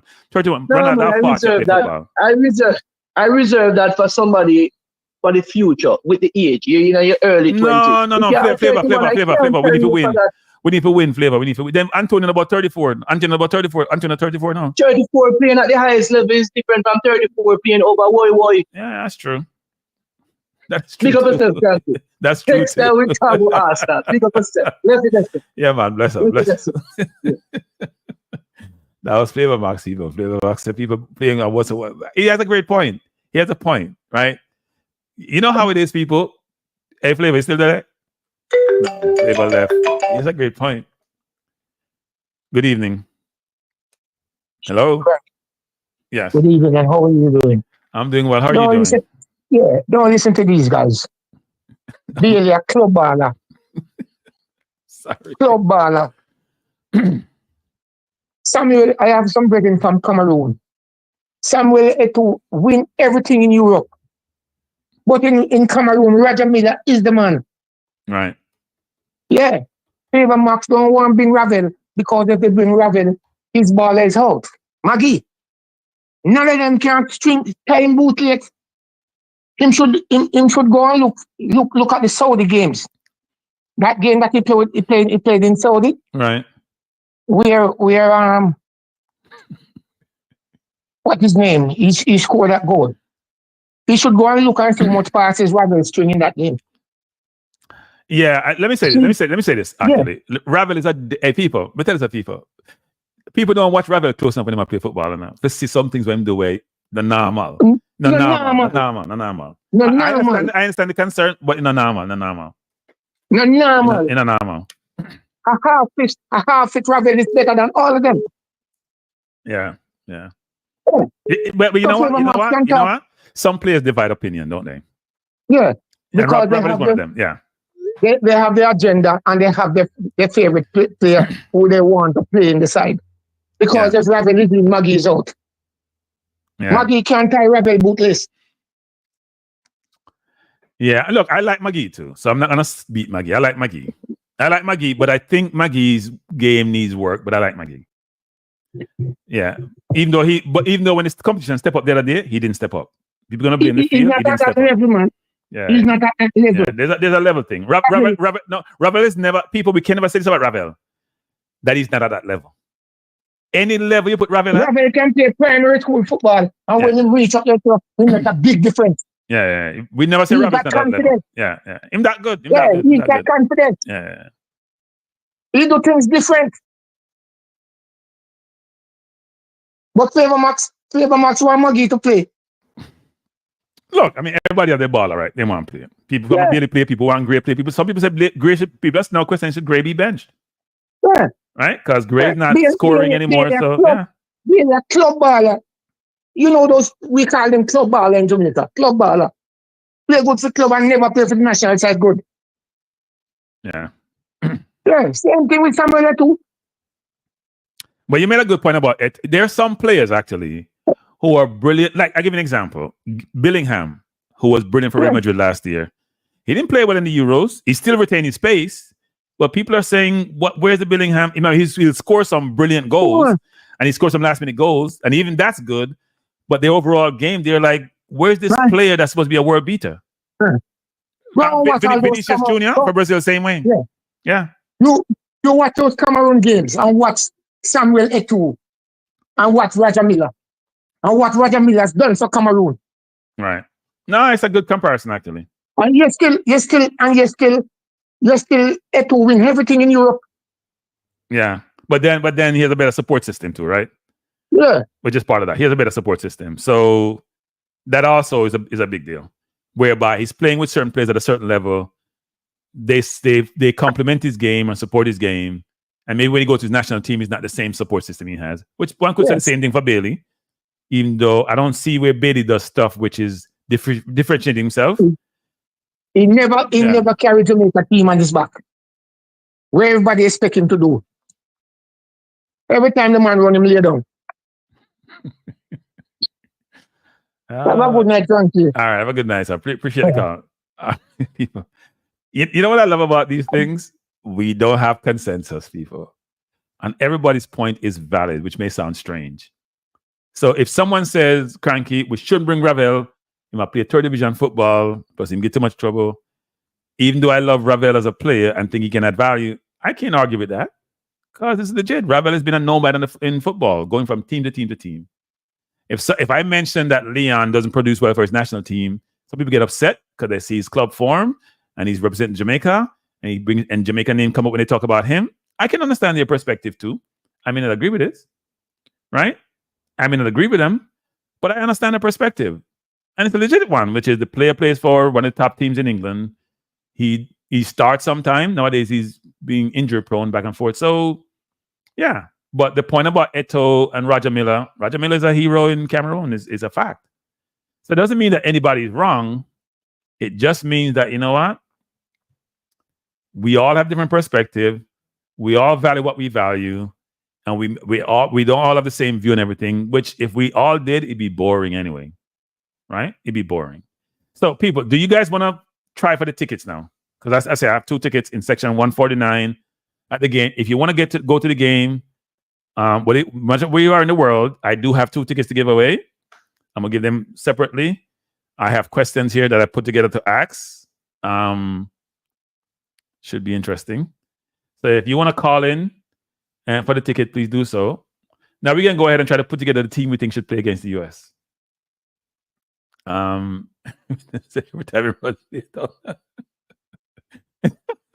That was funny.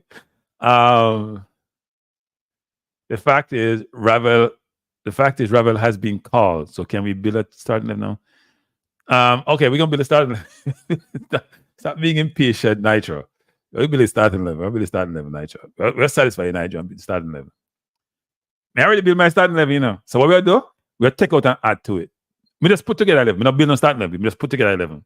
So we can pull you up. We just put together 11. We're not build it. So me give the phone 11, but me pull up on 11 already. Me say me can't find it. I pulled up on 11. So me pull up, me can't find it. Because you know, me spend time doing things. First of all, people, me now put up 11 till the likes then go up though. Me can't put up 11 till likes. People likes have to go up. Like have to go up. We have 119 likes, 215 people. Likes have to go up, people. I drink some water. And the likes go up, then me start put up this 11. When I put Greenwood in a big deal. No, what you're talking about. People, the likes, they are 119 out of 200 and something people. The likes and go up, people. Then we put them starting 11. I projected starting 11. Hit the like button, people. Hit the like button. Yeah, wait pound now. Wait pound.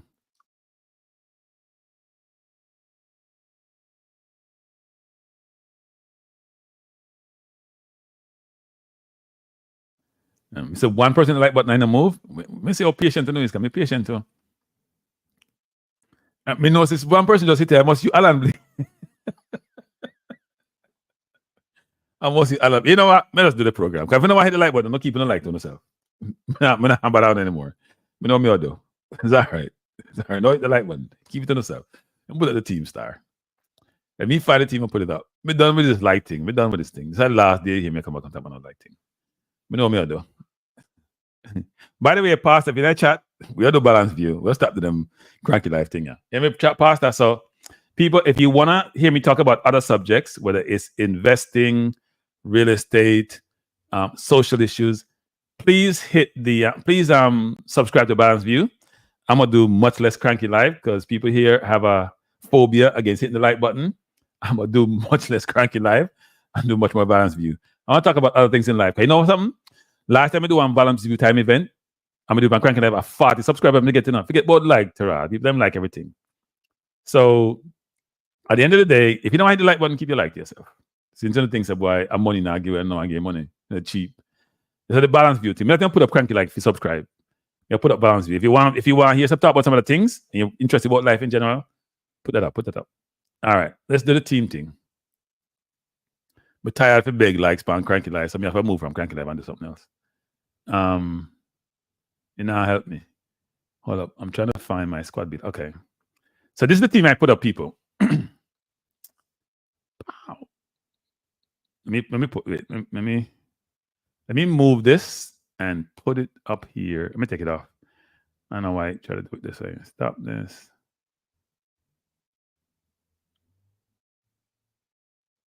And then I can change it for whatever you guys want because I know people want to agree with my team. So I will put up your team that you want, including the good old Mr. Ravel. Cranky, teach us how to evade taxes. No. You need to avoid taxes, not evade taxes. There's a big difference. Evading taxes send you to jail. Avoiding taxes mean you're smart. There's a big difference.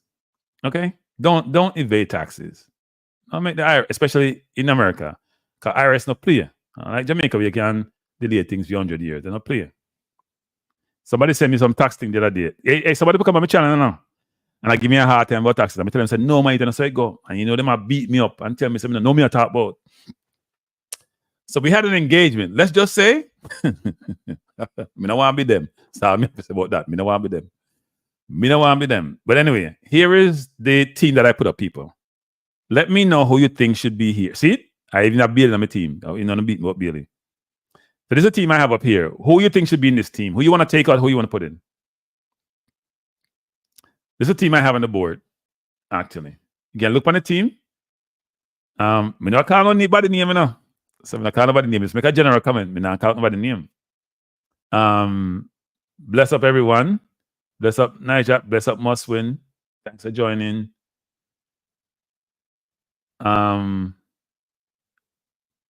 So real boss at Tavan Gray right back. So let me hear you guys say this. You guys press Tavan Gray, who was in the team of the tournament last time, instead of Holgate. You guys want Tavan instead of Holgate? Is that what you're saying? I'm gonna replace that. No, you know what? Let me get consensus first. Or not consensus. Let me see. You think that Holgate should not be at right back? Is that what you guys are saying? Said Bobby Filati. Oh, you know what? I messed up. Bobby Reed should have been here. That's my fault. I totally forget. Bobby Reed have to be in that team.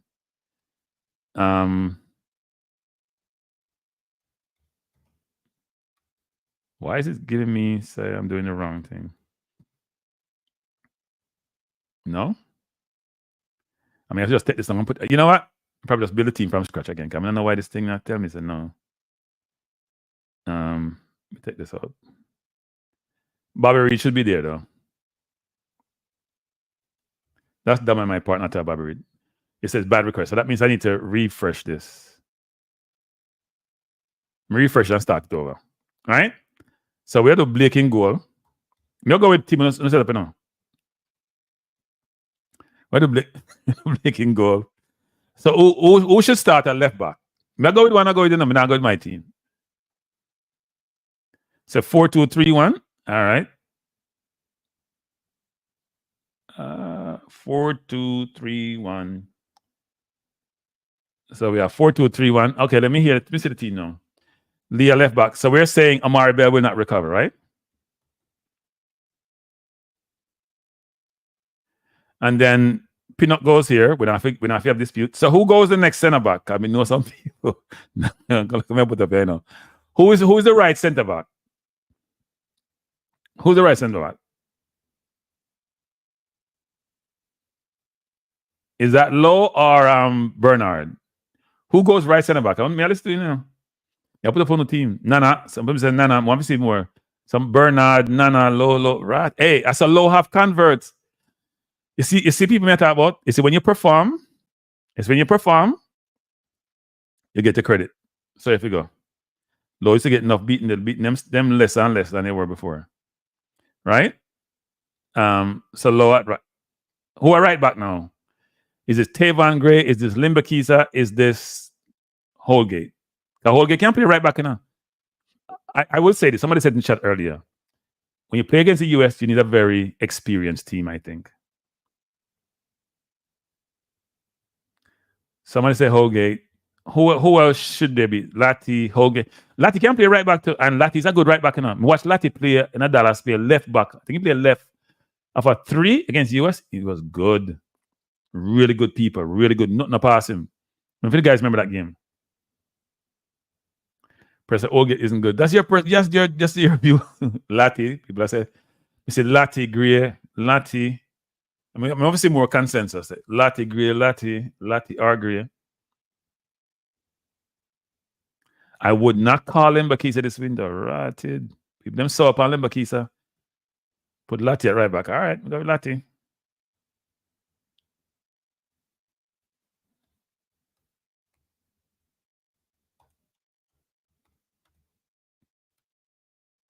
All right, so Lati at right back. So who are the midfielders now?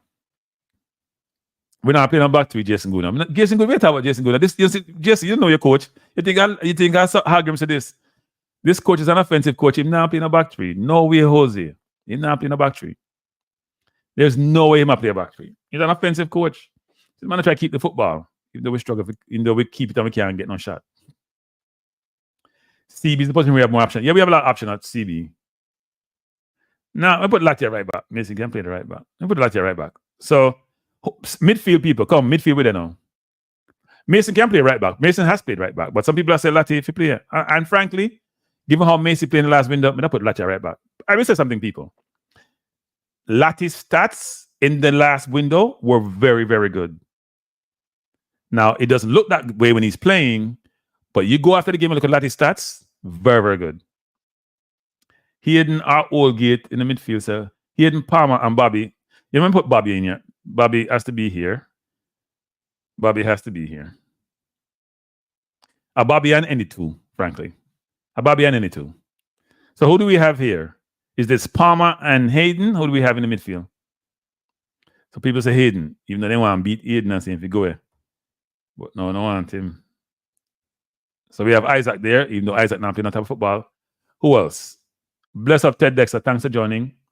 Who else should we have in here? Ravel off the bench floating. I didn't say he should be in the midfield. It's I have at right back. Jesus. Stats matter, though, people. If you're a coach and check stats, you don't know what you do. Stats matter. Because sometimes the eye is deceptive. Don't tell the whole story. I make some people look better than they really are. Some people say Palmer. You think Palmer should be here?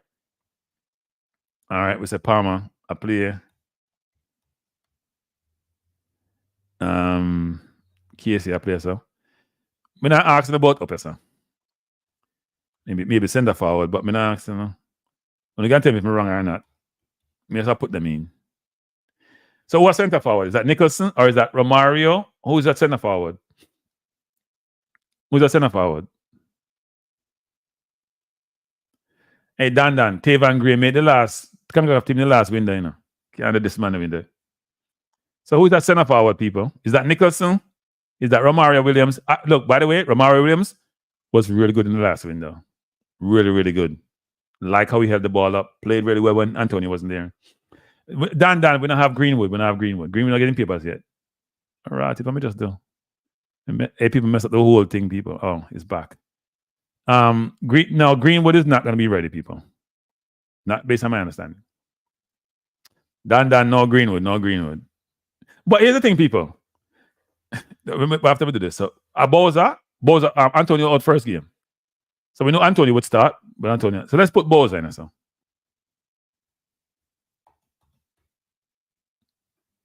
is this a team that played against the US? And how will this team fare against the US? Let me say something though, people. Because I think when Antonio come in, Boza up on the bench. This is not a bad team, you know. Now, here's the question. Here's the thing we're going to run to people. Because right now, things easy, you know. More players will come in. If Ravel come in, and if Green will come in at some future point, somebody with a name will get bench. Either Gray or Bailey if they're on the bench. So me see one of them go up on the bench. Unless you play one of them in a 10 position, which I agree with. So this squad get a 9, Lulu. That means this squad have missed something, Lulu. Right? I think this may be our best team, to be honest. In fact, I don't think it's our best team, given Antonio's not available. It's our best team. So Dan says, where Cephas up here? Cephas can't start over them people, yeah? Even though I like Cephas. No, Reese is staying at Fulham. Reese is not. I don't think Reese is pursuing his papers, actually.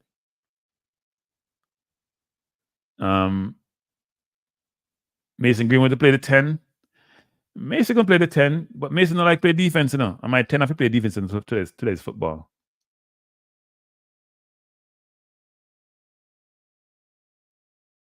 So are you saying that Ravel plays over 1-1?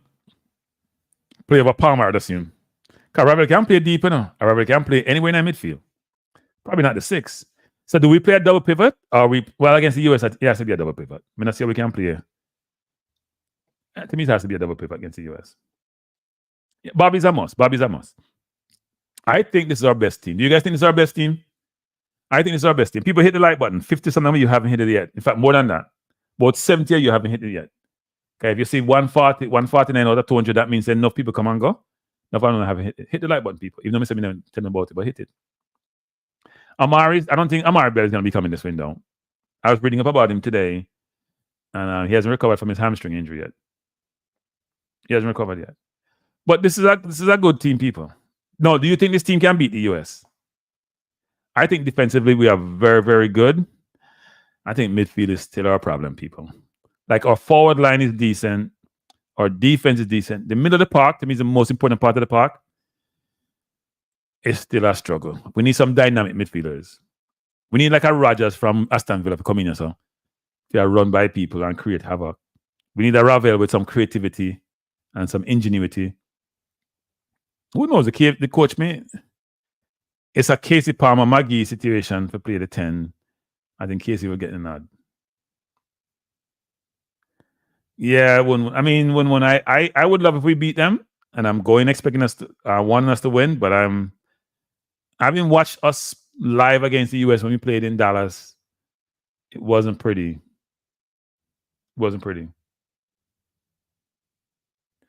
This team can beat, which is our top team, Cranky. This team has beaten Canada. We're talking about so Canada's a top team. We beat Canada in a home away and on goal difference the last time. Didn't we beat Canada? Huh? Did we meet Canada, We beat Canada, didn't we? Concerned about Gray? Yeah, Gray has not been playing well, actually. Gray has not been playing well. No, we beat Canada. No matter how you want to put it, we beat Canada. We beat them. Right? We beat them. Even though to me they were the better team, we beat them. To me, Honduras has been the better team the last 4 times we played them. We beat them. Ball is round. So even though you may say, can we beat the US? Canada beat we? No, we beat them in Canada. Damian Lonoton, Superman. I said Damian Lonoton, Superman. Dan said, hold it for Latin right back. You know what? I had hold it before. I would play Latin instead of hold it at right back. I like Lati defense. I like Lati as a footballer, not in my midfield though. I'm telling you, people, Lati is better in defense to me than midfield. But Lati stats in midfield are good. I don't think people. I'm not a Lati midfielder in midfield because Lati is not a midfielder. He's not comfortable on the ball enough to be a midfielder.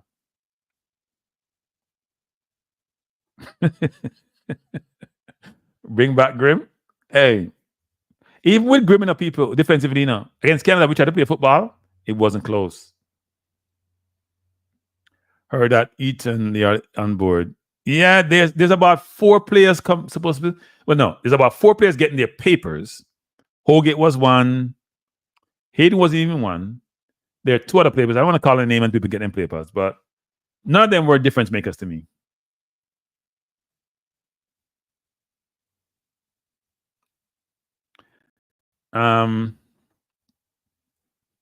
Yeah, Lottie does the simple things. Lottie gonna make the game simple. Conrad said Rob is a must. Yeah, Rob Smith, I can't disagree. Holgate didn't look good last time at all. The Holgate we knew as a kid has regressed. Holgate has regressed. You know, some players improve. Yeah, it's a layer at right back. I don't know. I didn't see anybody coming in who got their papers. I'm like, you know what? This player is the player that we should have. I didn't see that. I didn't see that actually. You know, there's some players you hear like a Greenwood you get excited about. The ones I saw on that list that I got, I wasn't jumping for joy. Apart from Greenwood as a player, yeah. I mean, Ethan Laird is still pretty young, you know. In what, 23? So we should bring him in. Not that he's gonna start. We should bring him in. But I didn't know he got his papers. I'm trying to remember the list I had. I had a list about 4 players on it, actually. Yeah, no, I'm not a big supporter of that, actually. I think the best player should be called, no matter where they're from. And I think the best player should play that fits the coach system. Right?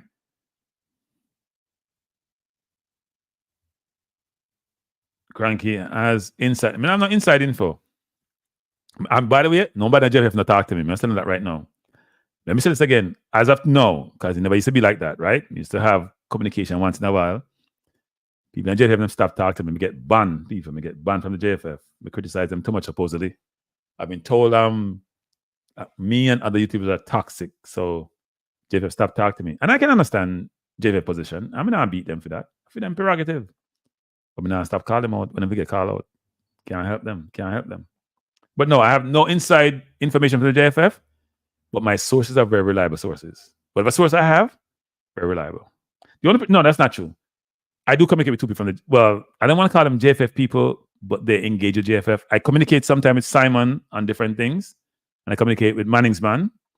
But in terms of JFF bodies, in terms of the board and like Rudolph or Ricketts or Chung, I don't communicate with them on the JFF like that. But I do have I ask Simon a question about media and past and different things.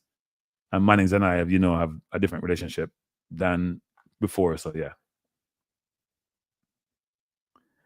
Whenever no one about my Mina. No man, JFF. Hey, we should support the JFF, right? I mean, I look no friend with nobody, but we should support the JFF. God, them run the football. They should be supported.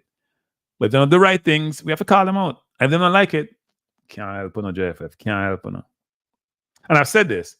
I am not sure I'm going to go to the hotel when I go to St. Louis because I don't want nobody say, boy, you are do XYZ. Right? So me I try steer low. I go to the restaurant. I go to the people, them Errol Phillips, AQ, all them man that who go game, Nicaragua, Jamaica, them man me I go to it. If me go to the hotel, and I because me want to go to the hotel. Because no nobody come accuse me anything. I say, boy, you this and you that and you criticize me and me not like them thing there. I'm gonna like my independence. I'm gonna like the conflict thing, so stay away from it. But I met the president in Dallas. He was extremely nice to me. Extremely nice. The bad man, the JFF. No, man, I'm not bad man, JFF, man. No, JFF are good people, you know. Some of them just too sensitive, though. But I can understand people like Rudolph, when me call him out, they get vexed. Me, I get vexed, too. Because your man call me out and me ban them. So me can understand that. People call me out, you know. You see, a man, 2 people call me out. No, 1 person call me out. When we think when I'm a corner, I ban him. So me can understand some people at JFF don't want to deal with me. But if I'm going to do this role the right way, if I'm going to be on this program doing this, I have to speak truth to power. I have to. I have to speak with Peter Trump. I can't be a hypocrite. But I've said this before, which is I don't criticize my friends. I'm gonna put friends in quote. And I try not to criticize other YouTubers. In fact, I don't really criticize other YouTubers. I may throw my word here and there, but I'm not gonna call out a YouTuber and criticize them. I don't think that's okay. And I'm not gonna go on no public forum and criticize a friend. Me have a problem with a friend, me I call him and say, my youth, I idiot thing you do, you know. Them things don't work. And me do that with friend. Call him and say, I idiot thing you do. I disagree with you. Why me you say on your program, I idiot thing that. That's how I operate. Right? But I don't be coming on here beating my friends in public domain. They say me and them are not friend. Me say that a long time. That means me a friend of me. I mean, and I friend of me thing.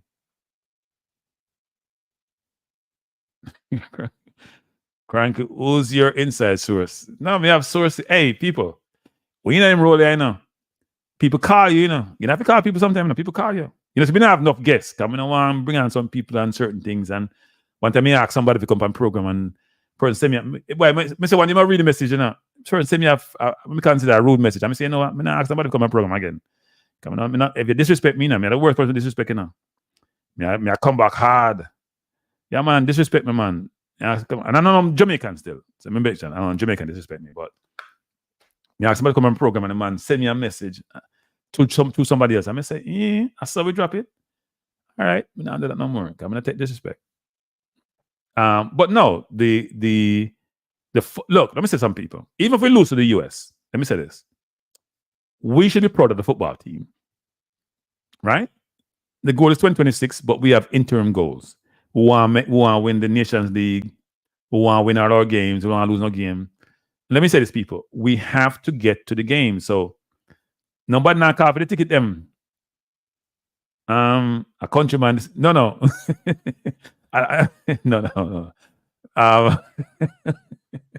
Yeah, as a countryman, disrespect me for true. Big deal. A countryman disrespect me, yes. I mean, it's not a player though. It's not a player. It's a countryman disrespect me, but it's not a player. It's not a player. So I made that clear. I'm playing on disrespect me. I mean, I disrespect no player. I may call out the player and them performance, but me not disrespect nobody. Try to not disrespect the period. But yeah, it's a countryman disrespect me. A countryman. I'm Jamaican, and it's not a player disrespect me. The countryman disrespect me, yes. And me vex.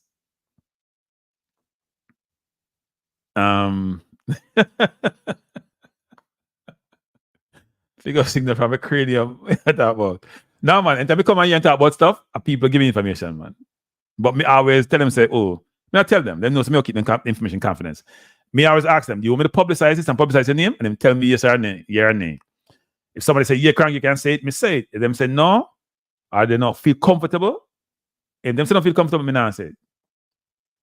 No, it's not countryman and tone, man. We talk about, when it's a countryman, you not talk about Jamaica country. Me say it's not Jamaican flow, it's all for countryman. Me say it's not a Jamaican, so it's not a country or tone. Are you playing on words here? Right? Are you playing on words? The only no, Dan, the midfield is the key, John Dan, for winning for any team nowadays. The midfield determine games, you know. A midfield connect, I protect the defense and I connect the forward, you know. So the midfield is important, it's imperative, and we need to improve the midfield. No, I mean, not good. You know what? Me read what the person say. You know, me read what the person. If me can't find it, me find it. Me don't call no name though. Me read what the person say. If me can't find it, if me can't find it, me vex my youth. Me tell me vex, bad vex. So, so I ask, say me can't find it. Me say me can't find it. Even the person who, you know, I don't know you're there, me can't find it. I had it here.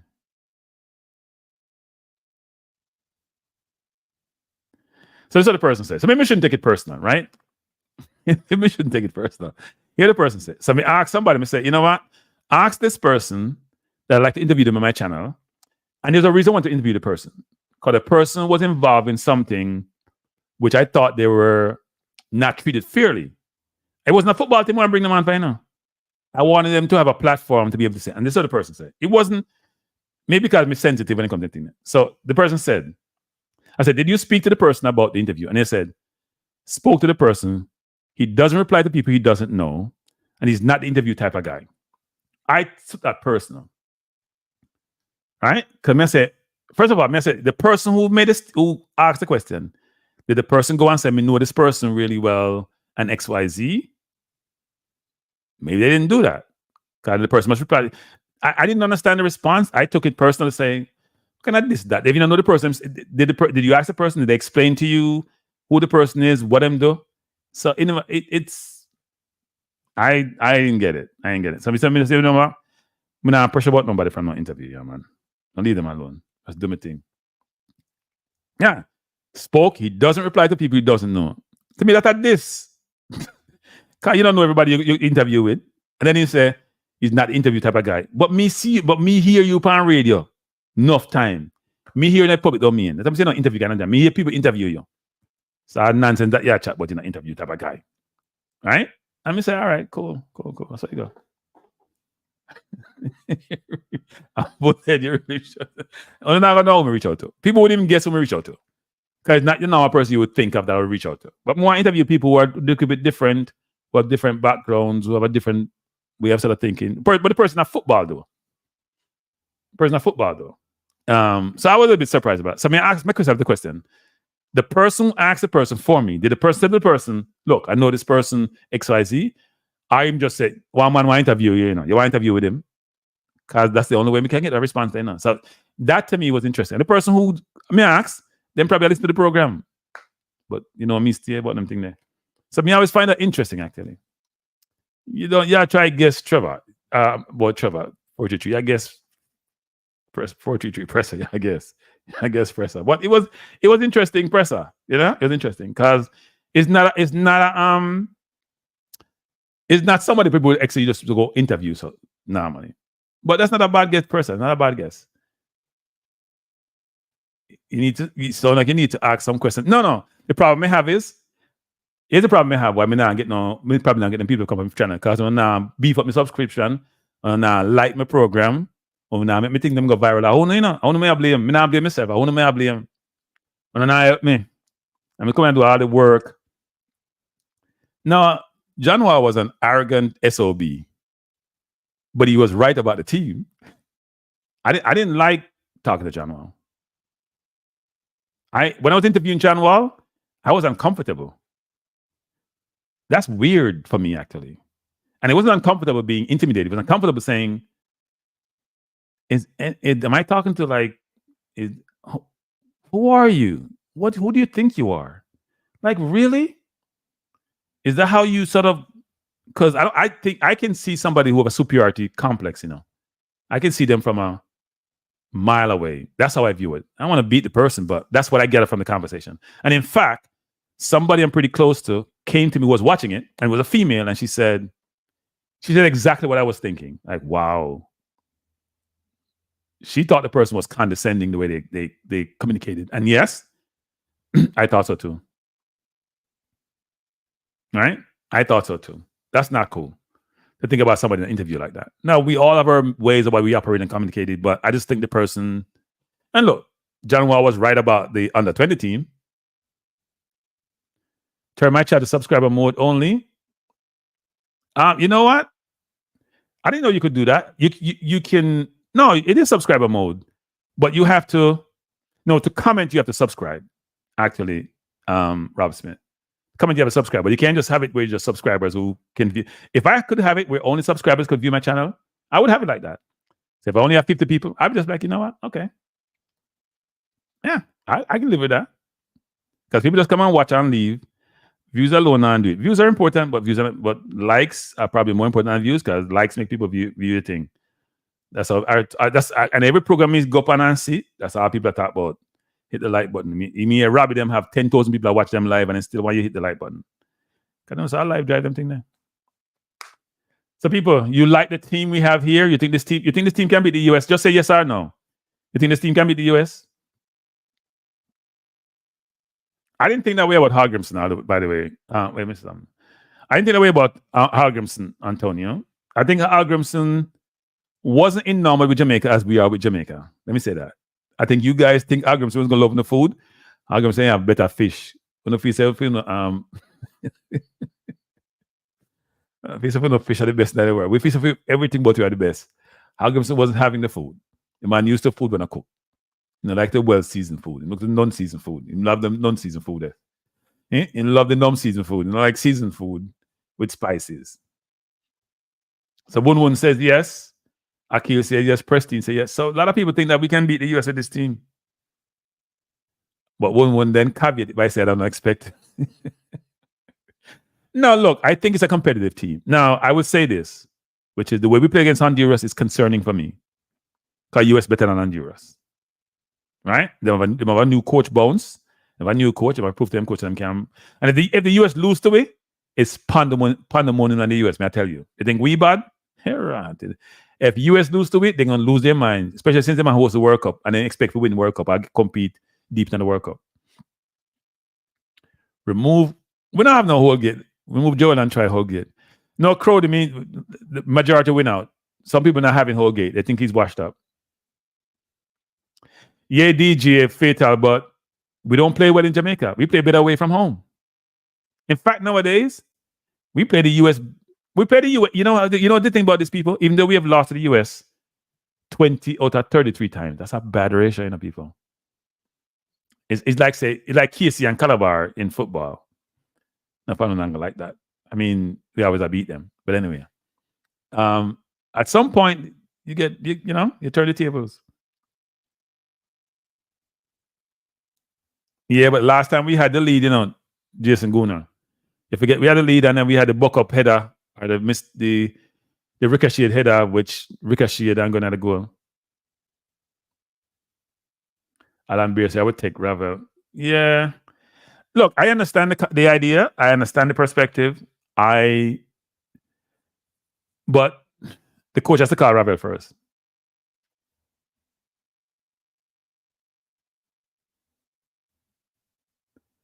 Somebody say, Jason, why you're an American, Jason? Why you want to beat your country? Fatal, I haven't checked that on Fatal. That's a good question. I can actually find that, actually. I can actually find that.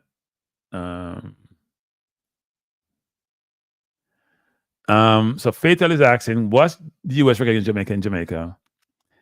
So you know what? Let me put this up.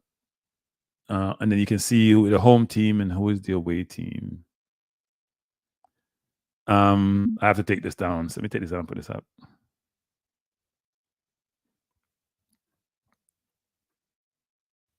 US national record against Jamaica. So you guys can see this. Let me see if you can see this. You can't see that. Hold up. Let me put it over here and then I can show it to you. Because you want to see how we do against them in Jamaica. Let me stop this and come back. All right, let's try this again. No, it's the same thing. Hold up. Let me. No, I can't. No. I'm trying. I got. Let me stop this and put it up again. It's when you use Google instead of Firefox, Google has different ways of. Okay, let me do this. All right, so let me put it up for you. Miss it now. My screen is gonna freeze. So you borrow people things, So here it is. So if you look, it's from 80. This is from 88. So let's get on here. So the home team is listed first, right? So Jamaica drew with them 0-0 in Jamaica in 1988. Then in 1994, Jamaica lost 0-3 in Jamaica in a friendly. They drew 0-0 in Jamaica, FIFA World Cup qualifier. 0-0 in Jamaica, FIFA World Cup qualifier. Then here you see Jamaica lose 2-1 a friendly. Jamaica draw 1-1. We know it was born big deal. We know it was born. You're saying big deal. Then here Jamaica lose 2-0. Jamaica beat US 2-1 in 2012. Then Jamaica lose 1-2, 2-1. Jamaica lose 3-1. Jamaica draw 1-0. So at home, it's not been horrible, right? Even the 3-1 here in the US was 1-1 at full time. So look at the last 5 games. USA 1-1-0. USA 1-2-0. Even the game of Bobby Reed, Mr. Sitter. What was it? Was that the Gold Cup? Draw 1-1, draw 1-1, 3-1. So look, the scores. Look at the scores, people. Apart from a 5-1 here in 1988, a 3-0 here in Jamaica. Let's go from the 2000. Let's go from 2000 because we're not in the 90s no more. So go from 2000. The bad score we got in 2002 was 5-0, and then a 4-1 in 2021. We never had the best team. That was the friendly. But the games to me are not as close as the score suggests sometimes, to be honest. Yes, in Jamaica, Damian Lowe in the World Cup qualifiers did score a header, which the referee took away. That's how VAR came in, in this region, I think that game triggered the need for VAR. Yeah. But I'm just saying, in Jamaica, we're not terrible because you know what? The US may be even worse than Jamaica when it comes to bad field. So I think Latin American teams adjust really well when the field is not great. I don't think the US players who all play in Europe adjust as well, actually. Right? But you can see the US, the last time they lost to us was 2019 in our international friendly. So they have won 5 of the last 7.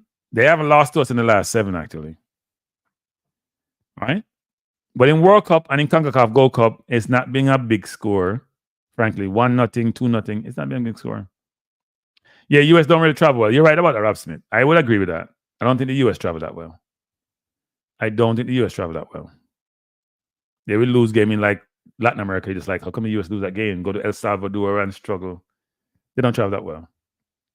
No, we soon close on the program, people, because it's a 2-hour program. I don't want to stay time too long. But before you leave, hit the like button, subscribe to the channel, both Balanced View and Cranky Live. Somebody asked me today to do a program on, there were 1 topic, 3 components. They want to do a program on investing, taxes, and retirement.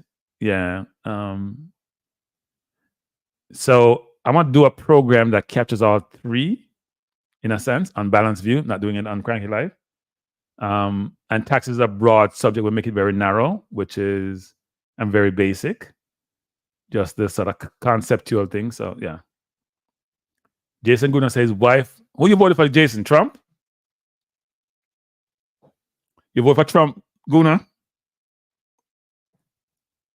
Because me talk to the people of Georgia and Guna. Hey, people of Georgia, them out, them out, me I tell you, out. I them talk about, me talk to somebody, Paul Johnson, investing. Yeah, we're talking about investing. And people say investing, people always talking about stock market. But there are other ways to invest in stock market. You voted for a candidate. Does the candidate have a name, Guna? But it's more than one candidate. I'm sure everybody vote up on the slate, the whole list of stuff you get, you vote. So me can say this. I voted. And I'm a never Trumper. That's all I'll say. Can't say I vote tomorrow. Hey, people, no people have voted early now. If you vote, people, if you haven't voted and you're in the US, vote early. Go vote now. Don't wait on the last minute because most Republicans vote late. God, look like them always busy. We have time for we on. Most Republicans vote late, man, I tell you. Late. But no, you should go vote. You can vote for whoever you want to, except for Trump. If Trump wins, I'm not going to show. If Trump wins, see people that cranky don't talk no politics today now. Politics always come up. We go on Trump and there's some people. Trump has to be one of the most talked about people in the world, period.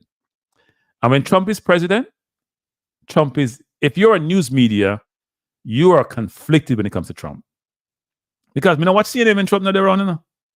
As soon as Trump comes, I start watch CNN. I even watch MSNBC, which sometimes I can't take because I'm too liberal. I've been in the middle of some place. I'm a centrist. But I tell you, when Trump there on, the newspaper they make money, media make money. 43 going to vote for Trump. 43 too young for Brown. They don't take no 15-year-old to vote. You have to be 21 and old, 18 and old to vote. I'm saying, 43 too young. But no, I look with the US game against. I'm looking forward to the game. By the way, I'm looking forward to the game. Eagles same vote with the 18-year-old. That big deal. Eagle Republic. Yeah, call in segment CC. You can call in segment CC. Yeah, man. Voting is a big deal. Did you vote the same way, Eagle Public, or you're different in your ideology? You two vote the same way, you know, if you voted the same way? Because enough people ain't going to voting booth vote different from them saying the people in the public, you know. And vote different when they say in the public. Oh, okay. Yeah, I actually when I went to vote, they told me I had gotten a mail-in ballot, and I forgot that I did. So I had to go fill out some. I don't go into the booth. I had to go fill it out separately and put in an envelope. But it didn't take me long to vote, though.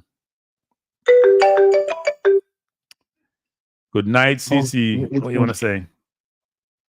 Yes, Cranky, me I talk about voting thing, but I no vote, but that means I no talk, then I said dog in the fight. So who's your dog in the fight? Who's your dog in the fight? And why? And why? All right, to be honest, Cranky, I'm telling you, ever in one situation where I say you're choosing based on when you listen to the policies, right? Right. So when you listen to the policies of Trump's camp, you listen to policy that can diminish immigration or can reduce the amount of people. So you say you want to come foreign and then I try to block you? No, well, I say me personally, but me no. Me I put you on the spot. See, you want to come foreign because you're Jamaican, you want to block you. That me I ask you. Me don't want you to go around no circle. Yeah, well, I said them try close to bottom before you come across. I said them try close to bottom before you come across. No, me I say if me I come, but me I say even so, even not even the border thing, more like a man who can legally jump on a plane and come to America. Right. But remember, say, in the visa thing and all of these things, these are quotas, you know. People don't know, say, it's not like them tell us that them have unlimited visa give for a year. You know what's funny about that, CC? Mm-hmm. I talked to my Guyanese friends. They don't seem to have no problem getting on visa nowadays, because they have oil. Seriously. All right. Look at that. That's what I hear. They don't see the other problem that we have. But maybe because enough of we come here still. No, but I'm going to show you something. As you mentioned about the Guyanese thing. You know, I had a Guyanese lecturer at UWI, and you know what the guy said? He has a tourist passport at that time. Right, yeah. This is pre-oil, right? So he said he had the tourist passport. Someone said, you mean pre-oil or pre-oil? Which one are you talking about? Pre-oil or oil? Pre-oil. Not oil as in the one you walk down, pre-oil. All right, it's not an oil. Okay, go on. So he said he had the tourist passport. So I'm like, out of curiosity, I'm gonna say, which two passports do you hold? So I'm gonna say obvious. The one obvious is a Guyanese. So you got Guyanese passport. That's one. And a Jamaican passport. So I'm like, you have Guyanese and Jamaican? Really? Yeah. Same can't only travel in the Caribbean then. so the one said that is what so that was the conclusion. Like at the time I say, you have a tourist passport because one Guyana can't go nowhere. All right. more than forgot Jamaica. Except night jungle. Yeah. Yeah. Okay. So I must say, oh, I didn't have Jamaica, so it's like him and I say, boy, he must say, no, all he wants us all, but him love Jamaica and him come and you come lecture and practically live in Jamaica, so him get naturalized and get the passport because him love the culture, so him get the citizenship. Right. So many put it at me and say, yo, it's a serious thing, but with the policies that you see that the Trump side are promoting. You see, there are two set of things, right, Cranky? There's one where my only problem is that you have policies where the Democrats seems to support that you're of the view that, all right, we can understand if you're not pushing the anti-immigration thing like, oh, the other side is pushing it.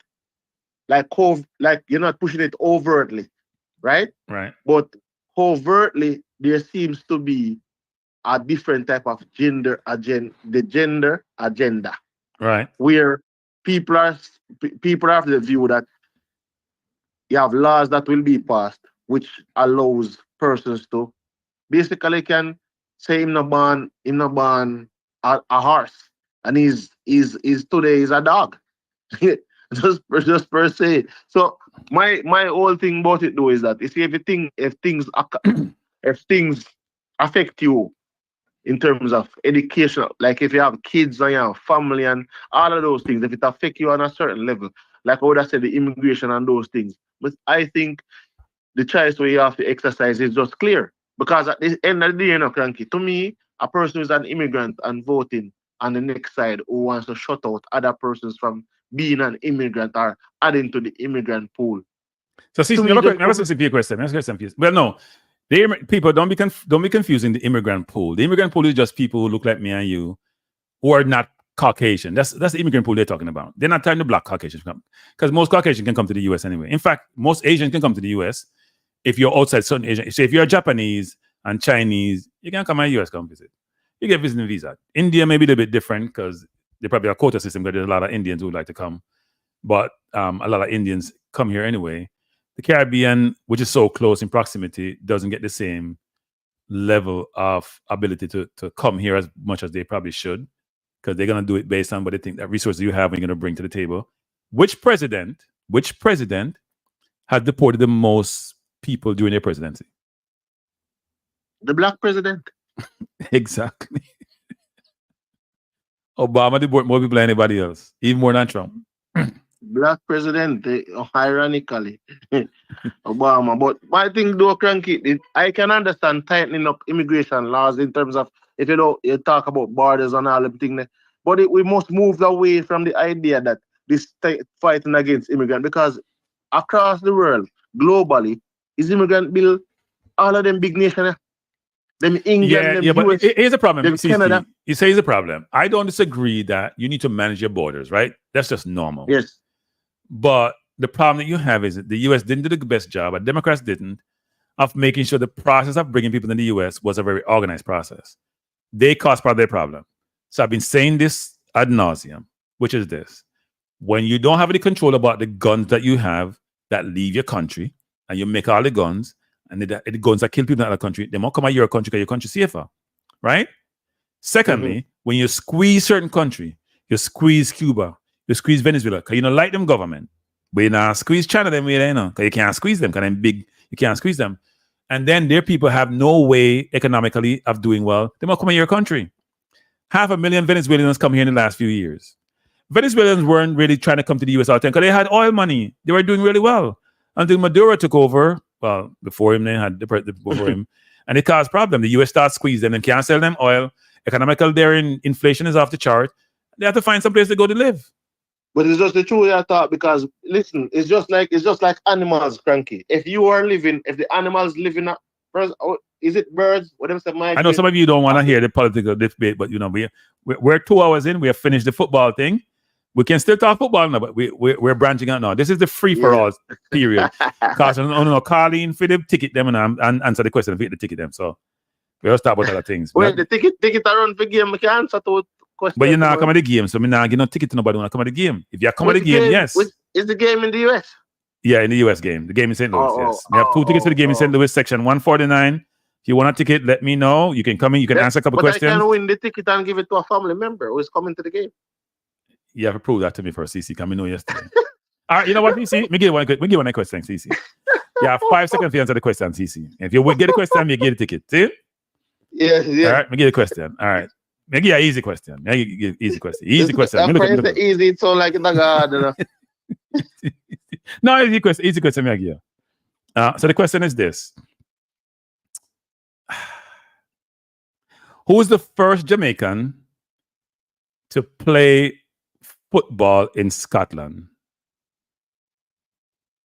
No, man. Okay, let me repeat. The first Caribbean black person. So why you want the Caribbean? Me never say Ricardo Fuller about that. No. Who is the first black person to play football in England? And they're from Jamaica, actually. So he's one of the first black person to play football in England? In Scotland, not England, in Scotland. Played at a high level in Scotland. Yes, play football in Scotland. In Jamaica football history, what were you laughing?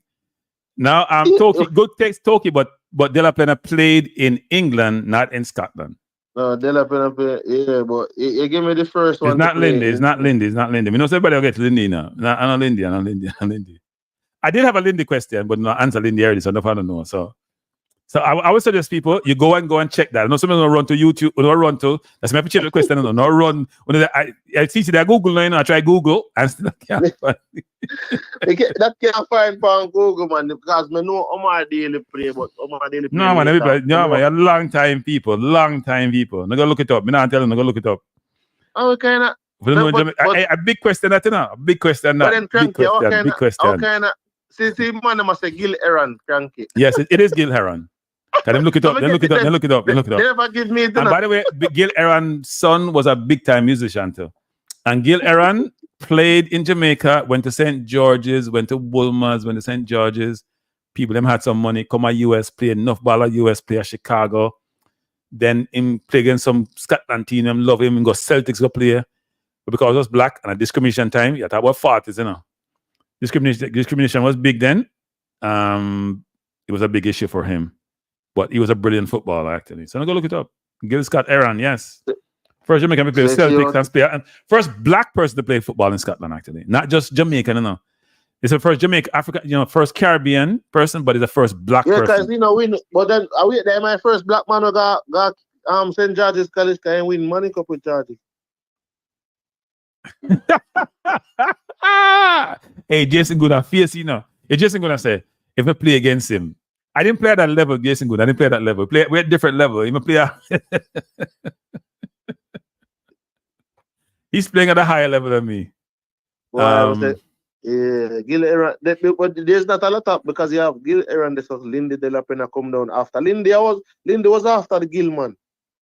Lindy was after Gil. Yeah, Lindy was brilliant. Lindy played about almost 300 games in a top flight and play a first division. Played enough game. So people go before we ask them more questions on this. Go read your history first. Go read your history first. When you come talk to me about, can we ask question? Where me not ask you about who are the top goal scorer for Jamaica. Everybody in the mother knows how shelter and do that. So me not ask the question there. You know what thing I couldn't find, people? I want to ask and I couldn't find it, so I can't ask the question. Here's the question I want to ask. You guys go look it up. Me couldn't find it. Who is the top assist maker for Jamaica in football? Men. Couldn't find that star. We can't find top goal scorer. We can't see the list of goal scorers. I couldn't find who's the top assist maker for Jamaica. But then, Cranky, the other day there was an argument with Walter Boyd was on the radio on Oral Tracy's show, and even the goal, it was disputing the goal scoring record that they have for him. Oh, yeah. But at least we have official records. No, Jason Gunnar. Second place not half a guess, you know. And one of two people meeting for second place. Somebody call me from Turks and Caicos. See, I'm take the call there. All right. Good night. Hello? Did I cut them off? Hello? Good night. Hey. Yeah, how are you, man? I'm doing well. Who is this? Yeah, that's Danny calling from Turks and Caicos. I'm watching your program now. Oh, okay. How you Turks and Caicos? I feel honored. How you doing in that part of the world? Yeah, it's good. Yeah? Yeah, I'm a Jamaican, but I live over here now for the past. So you mean you live where you make some money? That's what you say. Well, I didn't think that I here for 30 something years. Oh, 30 something years. Are there a lot of Jamaicans in Turks and Caicos? Yeah, about the third largest population. Oh, okay. What's first and second? Asian is because Haiti is very close. Oh, Haiti. All right. Haitians. Okay. You sound low, though, Carl. You sound lower. Oh, and then okay. Dominican Republic. Oh, okay. So Dominican Republic one got a people country and want to take over the Asian name country. But anyway. Yeah. So. Yeah. Yeah, but it's a nice country. Its population is small. I'm pretty sure. How big is the population? About 50,000. Yeah, small population that. So like an Eastern Caribbean island, small population that. So what do you have to say, caller? I was just listening and the caller was talking about the Jamaican passport is one of the worst. But people don't realize that the Jamaica passport, I think, is 80-something countries. Oh, you can go to 80-something countries, Jamaica passport? Really? Well, all of them in Africa? And the Caribbean? No, Okay. Caribbean and outside the Caribbean too. Okay. It's a lot of countries, frankly. But are they conscious people? So here's the thing. So people talk about passport and about traveling. You know what they think about? They think about Western Europe. They think about North America. They think about places in Asia. No, seriously, to be honest, right? They think about like Japan, China, Hong Kong, South Korea. They think about all of Western Europe, not necessarily Eastern Europe. They think about Canada and the US. Does Jamaica passport allow you to go to those countries? That's the question. Yeah. And there are a lot of things that people do not understand too. That people always believe that you have to go to the US or Canada or England. Right. Yeah, because okay, in Turks and Caicos, I would profit over these big countries because we use US dollar here. We are tax free. You don't pay taxes? No, only like income tax, and we have liquor L tax. You pay income tax. You say you pay income tax? Yeah, but income tax go towards your pension. So all the government gets funded. I'm confused. All the government gets funded. Now, if they don't get taxes, they don't get funded. Okay, it's from the revenue is from like customs, like duties. Okay. Oh, duties. So you collect. So you don't. So if you tax people, it's like most like you take in contribution for their own pension. You're not taxing them to support the government. Is that what you're saying? Yeah, that's precisely what happened. So, for instance, when you reach the age 65, right, then you get back about 60%. What they do, they calculate, and the last 10 years, the most what you pay, that's what you tax. Your pension. Okay. Wait, you get 60% of what you contribute? Yeah, for the last 10 years, they pay you from the highest amount. But why are they going to give you 60% of your contribute when they not tax it? Shouldn't you get back more than you should get back more than 100% of what you contribute? So if you contribute $100,000 over 10 years, they should be giving you like $200,000, $300,000. No, seriously. Think about it. If you compound that, so you get 5% a year. So year one you contribute 100,000. So year one you contribute 10,000. That 10,000, if you're getting 10% of it, right, becomes 11,000. If you're getting 5% of it, it becomes 10,500. Then you add that 5% compounded. So they shouldn't be giving you back 6% of what you put in. They should be giving you more than what you put in. Yeah. So what they do, they have a cap on how much they will give you back. For instance, I don't think you get over $3,000. Most people will get like from $1,200 to $2,000 or over that per month. You get like 2,000 US per month, you're saying? Yeah. Oh, okay. Interesting. That's for your pension. Right. So what's the cost of living in Turks and Caicos? Is it very expensive there? Yeah, because we have to import just everything from the US. Oh, and most of your money come from tourism, I assume, right? Yeah. And it's a very high-end destination, very expensive place. Oh, okay. No, I mean, you heard about Turks and Caicos. Somebody's asking, is it 60% of your... No, I don't... That's an interesting question, Dexter. Someone's asking, is it that you get 6% of your salary or is it 6% of what you contribute? Okay, what they do, they check for the last 10 years. Right.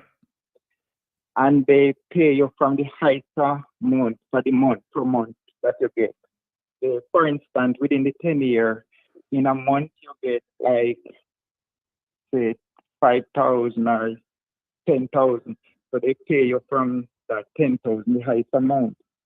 Right. Because in the US, they have that like with people in the government, right? So you're a police officer. Mm-hmm. They may take your last 3 years before you retire, average it out, and pay you based on that. So that's these people are always trying to generate enough overtime them last year or last 2 years. Because they get paid based on the highest amount they make in the last year or last 2 years, last 3 years, right? That's what they get as their pension. Yeah. So they may contribute to their pension. Right. Yeah.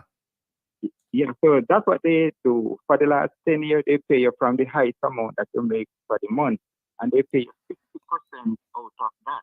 Oh, so you get 6% of the okay. I see what you're saying. So I think I think Ted Dexter is right, which you get 6%, 60% of what you make maybe in your last month or when you had last year of your being employed. Of that month. Of that month. Of the month. Okay. Now it's a good deal. So the government will have to invest the money if you have to do that. Because when they give them the money, they have to do something with it. And they probably buy U.S. Treasury or buy some bonds and they sit there and grow over time. I think they invest in some stuff. And then we pay on a tax called health tax, NHIT, which they pay, I think, 3% out of your salary if you're working. Right.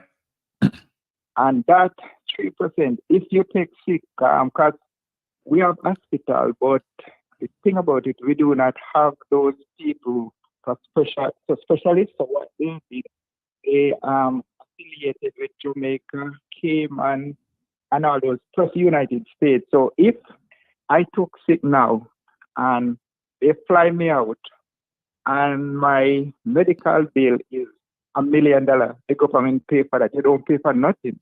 Wow. That's awesome.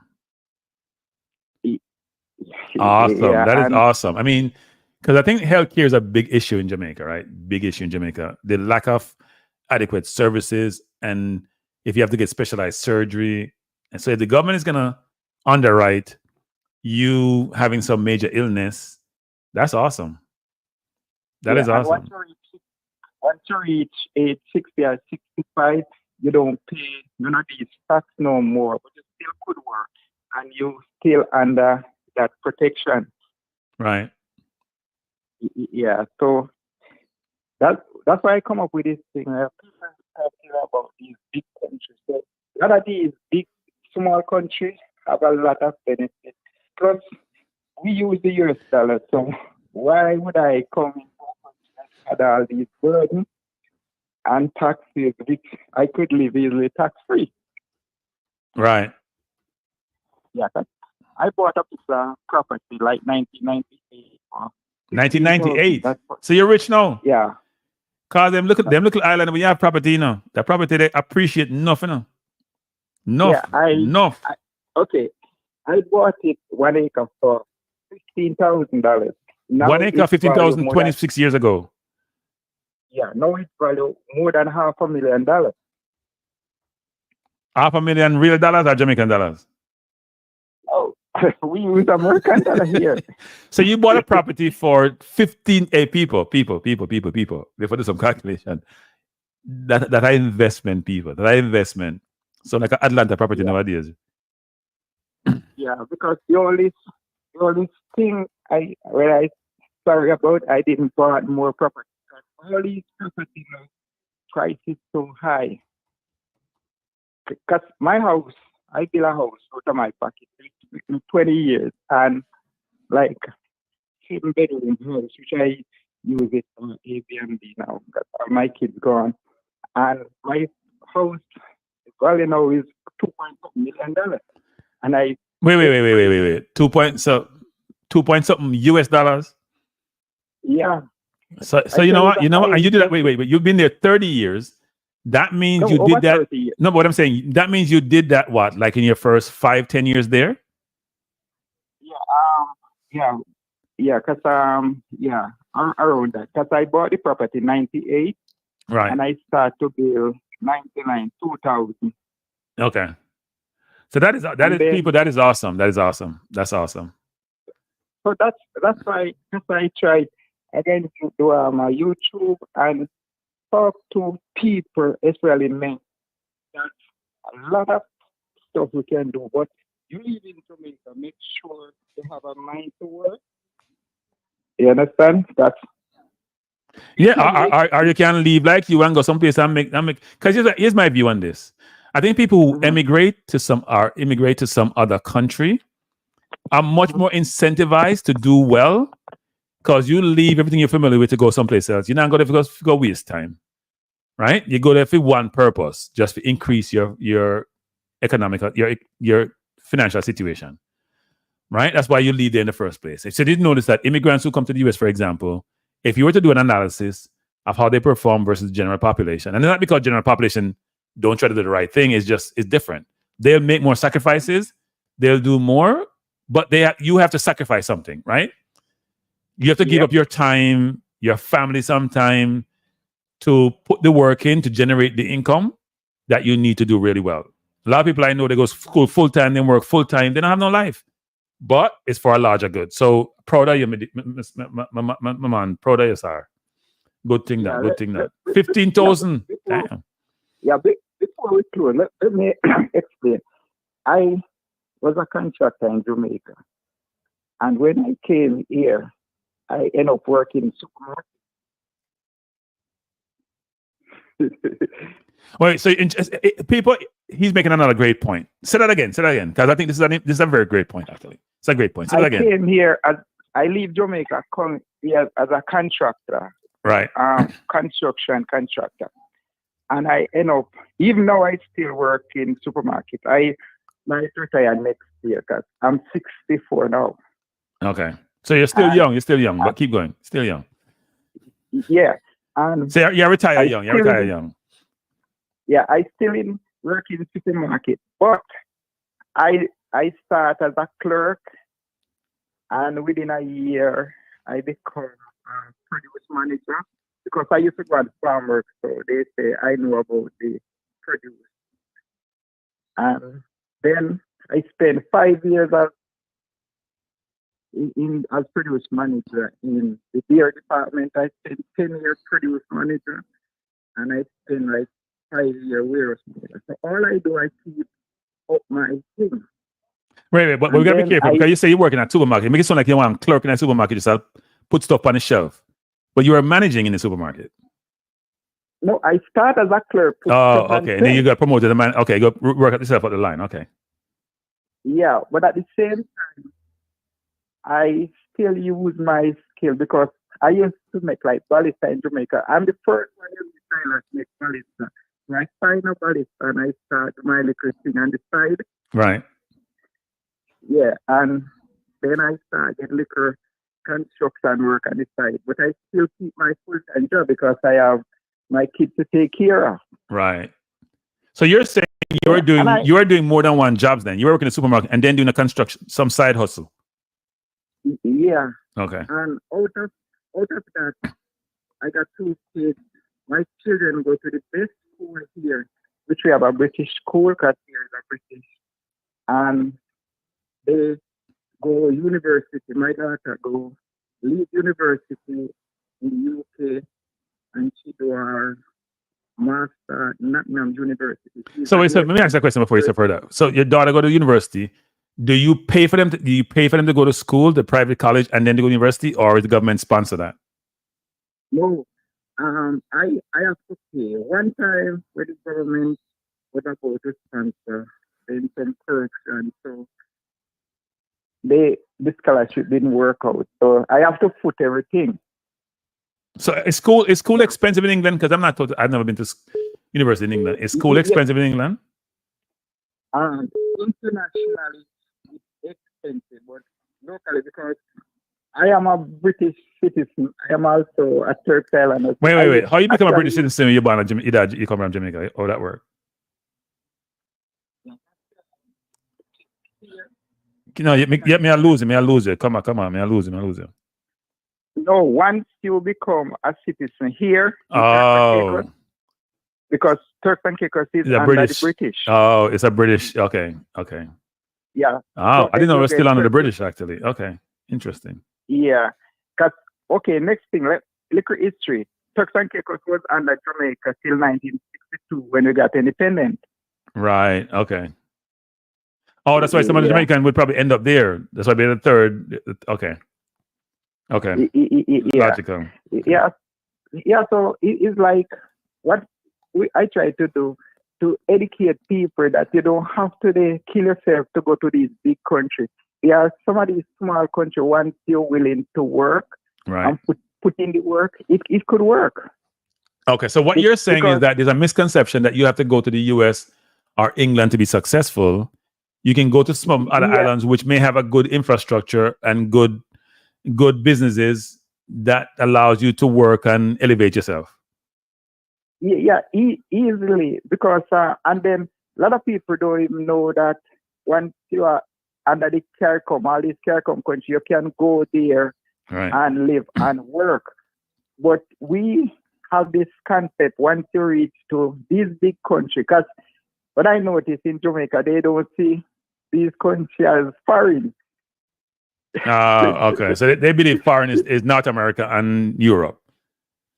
Yeah, because I don't need no visa to come to the state, you know. What do you mean you need no visa to come to states? What do you mean? We all we need is police record to come. Wait. So Kirks and Caicos are free to just come to the US when they want to come? Yeah. Wow. Nice. Yeah. So that's how it is. So how long does it take? How long does it take to become a citizen? Can any Jamaican live in Turks and Caicos? Just gotta go live so. Okay. Now it's changed because of some time, so they put a cap on Jamaican. So everybody Jamaican, no too bad in a star. Everybody a cap on. Everybody a cap on. No go too much trouble. Everybody a cap on. Go on, talk, master. Go on. Yeah, so because of that now you need a visa to come. If you have an American visa, you can come as a tourist. Right. But if you're coming from Jamaica to Turks and Caicos, you can't just come, so you have to get visa. Yeah, because when I come, I just buy a ticket and come, but now you have to have a visa. Oh, okay. If you got a job here, because the most teacher here is Jamaican teachers that are here. Yeah. Yeah, now we have a big population because we should have a hotel here, so you have a lot. Okay. So it's a butch store. Okay. Sandals is there. You're saying Sandals is there. You're saying no, it's not Sandals. Beaches. Oh, beaches. Okay. Yeah. Okay. So they have a lot of Jamaicans that come here. Right. So, okay. But it's a good island. So the reason why I'm saying this, is to give people a wider knowledge about traveling and stuff like that. And you can make it almost anywhere you go if you decide to put in the work. Right. Yeah. Because now, and I come here, what I would like to say to most men in Jamaica, especially the younger men, try to have a skill. Because these islands are anywhere you go. Once you have certain type of skill, right? You can make it because I have this skill. If I never had this skill, maybe I wouldn't reach where I reach. So, what kind of skills does Turks and Caicos need? What are they lacking per se? Because sometimes some countries, like in the US, they always want looking for teachers. They're always looking for doctors. They don't have too much lawyers. What kind of skills you sort of need in Turks and Caicos that is in need that the government would love to have, right? That people can sort of, if they want to come there to live, they may want to know that they have a chance to make a good living.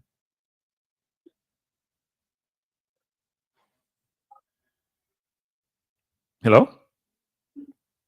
Did I lose you? Hello? No, I was asking the question, which is what kind of skills does a country need at the moment? Well, you always need teachers, and they prefer Jamaica teachers. Yeah, and nurses, but for the wider world, I would say, if he's a good mechanic, because here you have mechanics, but not great mechanics. But only mechanic when you can't drive. You're driving at the sea if you drive at Turks and Caicos. I see you driving now. Where drive go? Where drive go? Eh? We have so much a car here. But no must have no accident. No must have no accident. You can't drive going away. No, you can. But the problem is it's about 10 or 12 islands that is habited. You have a lot of islands that is not habited. But it's not just a big island. You have different islands where you have to take boat or plane to go to. Right. Okay. I hear you. Well, I appreciate the call, sir. And you can call back anytime. Would love to know more Yeah, about the man. island, more about opportunities. I want to have this type of information disseminated to the public, communicate to the public, right? Because sometimes people are not informed about some of these things. Everybody's just saying things. You have to come to America, I go Canada, I go. Nobody not go England nowadays anyway. Canada and America, if you want to come, yeah. Yeah, so I'm glad to talk to you. I'm going to call you and we could continue this conversation. Yeah, man. But I'm glad for the highlight to let people understand that is how it is, you know? Yeah, man. I appreciate the call. Definitely. Yeah, All right. thanks, man. All right. Thank you. Thanks for calling. All right, people. So let me say something. Claudine and what was it? Was it Ricardo? Yes, Claudine. Yes, Ricardo. I didn't want to be rude and say something when somebody's on the phone talking. Yes, Claudine, I appreciate the likes. The likes went up significantly. And people, you guys know I've said this all the time. I appreciate the likes. But people like Claudine like to give me a hard time because her finger has a problem going forward. It keeps going back. When she tries to press it, somebody pull her back. The devil pull her back. Devil pull back her right hand. Use your left hand, Claudine. Devil put your right hand. Use your left hand. See, she don't want to press the button. But I appreciate the likes, people. It's very, very important to get the likes. I appreciate it. And I appreciate you being here, actually. And like I said before, people, please subscribe to my Balance View channel. I'll start the more Balance View stuff. Because things like these that you heard from the caller, and I forgot his name, from Turks and Caicos, we need to know these things, you know. Everybody can't come to America. Everybody can't go Canada. And as he just said, he went there 30 years ago, right? Just think about that. So call it mid-90s. He bought a piece of land for $15,000 in 1998, which is 26 years ago. It's now valued over $500,000. That's how you create generational wealth, you know. When him say him about 64, so when him gone, him kids them will get it. Them can turn that over and continue the wealth. Because we need to build up the wealth in our community. That's a great. And him have a house value for $2.something million. Mirated. Him probably fix it up for less than 100,000 back then. Because as the island become much more populated and there's a more demand for housing, it'll appreciate. That's why when you invest, it's not just a stock market. Real estate is a good thing too. You own private business, real estate, the stock market. You can get rental income, you can get dividends, but we'll talk about some of them things there at another point in time. But it's important people to do that. In fact, it's an imperative to do that. You can't take the money and go party 24/7 and then you ask what happened. Dr. Dan, let me answer your question. What happened to the doctor's appointment? Dr. Dan, you come late. As I said at inception, person, Dr. Dan, I went to the doctor. There was somebody there asked me to take my clothes, Dr. Dan. I'm tell her, I said no, and she run like thief, but the doctor come. The doctor come and it worked out well, Dr. Dan. It worked out. The doctor was courteous with a good conversation and give me prescription. We're good. Good night. Good night, Stan Cranky. Yeah, who am I talking to? It sounds like Balakar now. A Balakar, man. Why I say Balakar? At first, you call my program. Yeah, man. You know, what's that about, Balakar? What's that about, Balakar? What's that about? How come you call for the first? How come you first and you call my program, Balakar? Because you are going on the football thing. They have me away because. Wait. You talking big coach? Yeah, man. We know. Remember now. Everybody say me forgot. Me have to win out the league where me are playing right. And then win the tier 2 playoff. So a tier 2 we don't know. Me win out my division. Win out Western tier 2 playoff. No, me they are the tier 2 that are the second division in Jamaica football. So that's not Trillion, that's Jamaica in general? You're at tier 2 now? Yeah, that's in Jamaica. We go the Premier League. Next step are the Premier League. Ah, awesome. Wait. So we want to put it on the spot. So you don't have to answer me on that. You get the coaching license them. You get the license them. Yeah, you know, so me just talk to Mr. Speed and him say, the Western region, every parish will get them, like the people from Kingston will come down for we get the coach's license. So we just wait till them come down this side to go. You understand? Nah, man, push him. Get your stuff, man. Don't wait for nobody. Push your stuff, man. Anyway, if you go get it, go get your thing. See what I say? No wait for nobody. Let's get your thing, man. You know them to Jamaica, you wait, and then nothing happen. Speed now good thing, but you can't wait. You have to push. A year career, you know. A year thing, you know. So you have to push for your thing. See, I tell the man, say, look, if that Kingston, me come to Kingston, come do it. Me figure it out. When you work with me, let me come do it and get it done. You want to reach Premier League and then you don't have the B license and then man say, oh, you can't coach because you don't have the B license. True. Yeah, so you have a push for that, man. You have a push for that. Yeah, man, because really when me do, me make sure I come for the program. I go for the whole life program, you know. That me like you, Unseen, I remember Manny's man. But nobody not speak up on Unseen. Speak up on Unseen. Nobody not say. It's the man named Unseen. Man named Unseen. You know, say over Cavaliers page me did it. Over Cavaliers YouTube channel. Oh. Speed. So no. Wait, Cavaliers on YouTube channel? Yeah. White name. Because we want to go for name. Cavaliers. FC. I something there was, you know. Who? Unseen. So Unseen conflicted. No wonder Unseen conflicted. You know something I feel like. Unseen conflicted big time. Hey Unseen. No wonder you go. Hey, so now me know Unseen stay the way. You know what? Nah, beat him. I'm a YouTuber. Me nah beat him. Unseen, you're conflicted. No, him like I'm at the media. Oh, I'm at the media personnel. Yeah. And need help. But anyway, keep going. Yeah, man. Remember in time when I say, boy, ball a car, you have to win out, and then you come back to it. Yeah. No, we're proud of you, Balakar. Proud of you, man. A good deal, that, man. Yeah, good man. Deal. So, you can't sit on here and just a good thing that Balakar. Proud of you, man. Big time. Yeah, man, because I remember when we used to come, when we used to go and coaches this program, you always say, you know Balakar, you know about football. Yep. Me don't forget nothing, you know. Yeah, man. First person they be a foolishness, so more while, you know, you have to school him and make you know. I say, boy, Balakar, you know about football. Yeah, man. Remember them day there. I'll be come to the whole channel there, you know. Yeah. A lot of people don't know. Yeah, man. Coaches this, almost everybody run through. Yeah. And see everybody blossom and can do their own thing there. So yeah, man.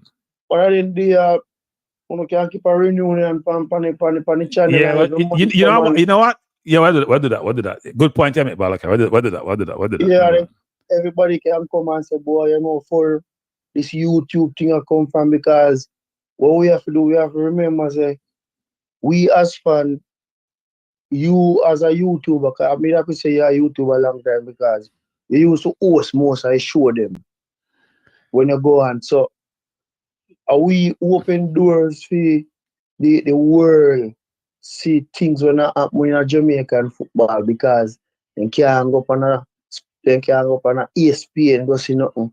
So YouTube was like a ESPN in the Jamaica space. Yep. We get information for every little thing in a football, schoolboy football, ball overseas, when nobody know about. So YouTube them have a good role in a Jamaica football space right now. At Balakar, you're making a great point, which is YouTube has been very focused specifically on the football. I've been bringing the football to the audience who are very interested in the football. Has done a good job of maintaining that communication, because a lot of time sports, they may bring them thing there and then move on to the next subject. YouTubers are there continuously.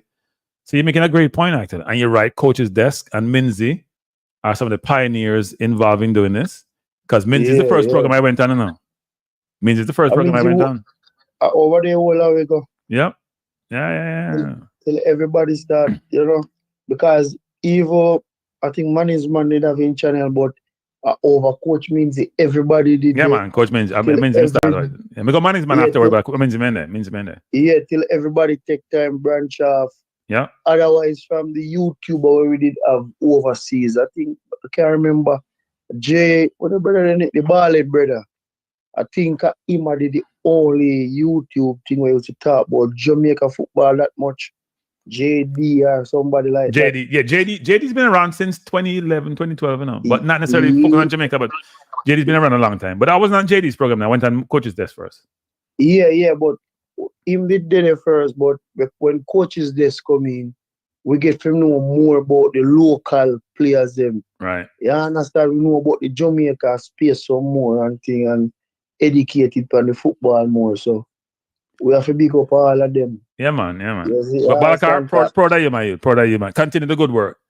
Continue Yeah, the good work. man, Because respect, there's man. nothing like winning, and making progress, All right? Yeah, And if you continue the way you do it, make sure you get the license, then, my youth. Because no matter you win sometime, if you don't have the license, you now get the credits. You know what I'm saying? You have to get the license. You have to get the license, then. You have to get the license. That's true. Yeah, man. I want team out with the work still, I love to big up the coaching staff. Okay. You have Kazman Williams, you have Valdez, I have But where you going anywhere? Which team you talk about? Duncan's United, man. Okay. Duncan's United. And that's from where? Trelawney? Yes. Yeah. Okay. I want to big up the manager, Melvin Thompson. So I'm big up all like players them way come and put in the hard work. Big up them as well. Yeah. And for the fans them what they on the the comments, I don't say on a rate Balakar. Me I go send on over the club page, which is Duncan's _football_ club page, and we do a GoFundMe, anything at all, you can donate towards the club, because we're going to one bigger league, right? And we out the look sponsor. So any fans were in the comment who rate Balakar, you can go and donate towards the program. So Balakar is saying he's looking for support from the football community for his team, which is now at the second tier of Jamaica football, trying to progress to get to the senior level, which is the JPL. And he and his coaching staff have done a good job of bringing them through the process. They are a successful team, but you can't be successful without you have some funding. They need funding, so support it. Duncan's _football_ club page. Look on the website and donate, people. That's the Instagram page. The link in the bio. So as you reach over the page, right, you can just see it and do it. Whatever you have. We're not gonna tell nobody to donate that or that. So we know some money I got to the right place, Balakar. I want to say that. So when I go, remember, and the GoFundMe, remember you can't do it at Jamaica, So a past player from the football club, right, him visit Jamaica last week. Him bring a pair of football boot. Just one him say him could have bring, because him about 25 now. But so Malaka Pitney. Okay. Yeah, so he just bring one. So me, the coaching staff, the rest of coaching staff, and they said to him, we out here cannot build a GoFundMe. And because him used to go college out here, so we trust him. So I say when you go over, you build a GoFundMe and you send it back to we post it on the club page. So anything we donate from anybody, I forgot to him, and then him transfer it to the club account. Okay, so you guys can track the money that goes in? Yes. Once it goes in, we can track it from here. Okay, all right. And you can see who the donor is too? Yeah. You can see who the donor is. All right, people, you hear that, people? So the Duncan's Football Club, who are in the second tier of Jamaica football, are looking for sponsorship, donations. And this is what you can provide. And there is no amount too small or no amount too big you can provide. So go to over to the Instagram page and then web page and Duncan's _football_ club page, people. And thank you, Cranky, for, Yeah, man. Good call, and, me advertise the club thing, because, a lot of people might want to do that and thing, but... man, it's all good, man. Respect, man. Yeah, one family. Yeah, man. Bless up, man. All right, bless Balakar. Thanks for calling. I watch a program when I put out a squad. You don't like it? I know you have your view. We can never put Allgate with Pinnock. So you prefer Allgate to Damian Lowe? Yeah, I rate Damian Lowe, but Damian Lowe have some. So Allgate, said Allgate are Damian Lowe son. No, his son. I'm brother. I'm brother. Right? It's what I see. Allgate don't stop get yellow card and red card too. You look at them in the street. So I told him my family. My family. The thing is too, me understand you know a game and nothing wrong with Damian Lowe now because Damian Lowe with a compliment Ethan Pinnock because Ethan Pinnock slow and Damian Lowe fast. Yep, definitely. And Ethan can also calm down Damian. Because Damian rush gone, Ethan will cover. Yeah. You need both. The Isaac Ida thing is a real thing or? Yeah, man, a real thing, man. Him go Jamaica go 5 things. So hopefully he can get it by next window. A real thing, man. He was in Jamaica 2 weeks ago. He went to Pika, he put in all him papers. So Pika gave him passport and him citizenship. Good, man, good. But real thing. The Bobby Ray thing. In terms of what? Like right there, sir, in midfield. You feel like him can play the 8 Yeah, man. He can play the 8, man. Hey, first thing you need, you need legs in there, you Me understand the technical part. You need legs. And him full of legs. Yeah, and the way you put Casey Farmer, me 100% with that. Yeah, man. So we have Bobby play the 8. It may be a double pivot, It could be just be an 8, Because against US, you're not going to attack as much. He may play a double pivot and play a Casey in front of the two of them. Yeah, because and the Bowser situation, I kind of like, because Bowser take a little time off and find back himself again. It appears that way. And, because remember, the family come first, So when you see a ball and perform, probably he want the family around him when he can boot up back then thing, you understand? So it work out for him. So and at the moment, me just say we don't have a problem with him starting him. And the wingers them one good pick that we have Cephas them or whoever can come off a bench can come put on good work. But the wing back them, me not familiar with them. Who you put Lucky Body here can play right back. Yeah, man, he can play right or left back, frankly. Because even against the US, he played like back three against the US, Yeah, and he did play good. Well, good. I mean, watch him live up close and personal. Play well good. Yeah, so we put a left back. We put Greg Lee. Yeah, Greg Lee tackle better than Bell, right? Than Amari Bell. But Amari Bell's a better player, though. Yeah, going forward. Passing the ball, but defense-wise. Yeah. Something they've defend good, but good start in the level where we can work with. Yeah. Now good, decent team. I mean, I try to go the match. I'll go match though. I'll get the ticket there. You mean the one at Kingston? Yeah, I'll go one at Kingston. Man. Okay. So. Okay. No, the contact. I'm telling you, the contact. I thought they would allocate tickets to some of the teams who are like in the second division and first, like the JPL and then in the second tier. No. Yeah, man. Yeah. That's why I say we always get tickets for the match. Okay. Yeah, man. Them always give the federation ticket to give the clubs and if they go the match. So definitely, me I go get for watch the match, man. Okay. All right. Good. Yeah, man. So respect again. Yeah, man. Respect, man. And continue. Good luck and progress with the team. Yeah, man. Respect, man. All right. Thanks, Balaka. All right. Why voice on the past? Why Balaka bring back some memories? We just started the YouTube thing. The Minzy channel late at night, Saturday, when him have him weekend treat, triple treat, Friday, Saturday, and Sunday.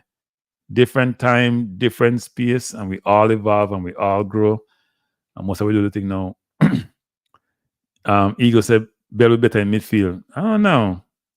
It's interesting. But Bell is injured. I don't think he's gonna be ready for this because I was reading about him today. He hasn't fully recovered from his hamstring injury yet. But anyway, people, first of all, I'm going to say thanks for all the likes. I truly appreciate it. And some of the people who gave likes aren't regulars, so I appreciate that. Second of all, we'll be back on Monday. We don't know what the topic's going to be. Third of all, if you haven't subscribed to Balanced View and you want to talk about some social issues and matters in this, you want to talk football, you hear the caller from Turks and Caicos, which I appreciate, which was a good discussion. When I have more of discussion, people, I try to uplift people, uplift yourself, get information. This channel is supposed to be a conduit, provide some of the information to you. We can get educated, get informed. I learn from you. Hopefully you can learn something from me because we are here to teach each other.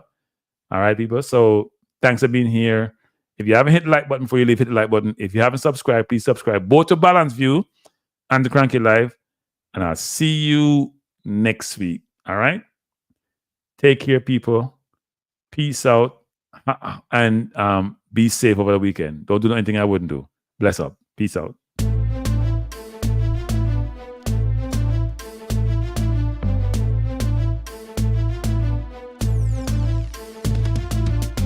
Cranky life is the best to be now. For the best sports talk and it's free, yo. Cranky life will be your guiding light by keeping you informed both day and night. Cranky life, tell them. Cranky life, heed them. Cranky life, want them. Cranky life. From the courts to the field, we'll never lose because Cranky has the hottest news. With expert analysis, we break it down. Our in-depth coverage is best in town. Cranky life, tell them. Cranky life, heed them. Cranky life, want them. Cranky life. Cranky life where the sports is spicy and where we keep the discussion lively. Cranky life, get to know the name because Cranky analysis is never lame. Cranky life, give me my Cranky life. I want my Cranky life. Must have my Cranky life.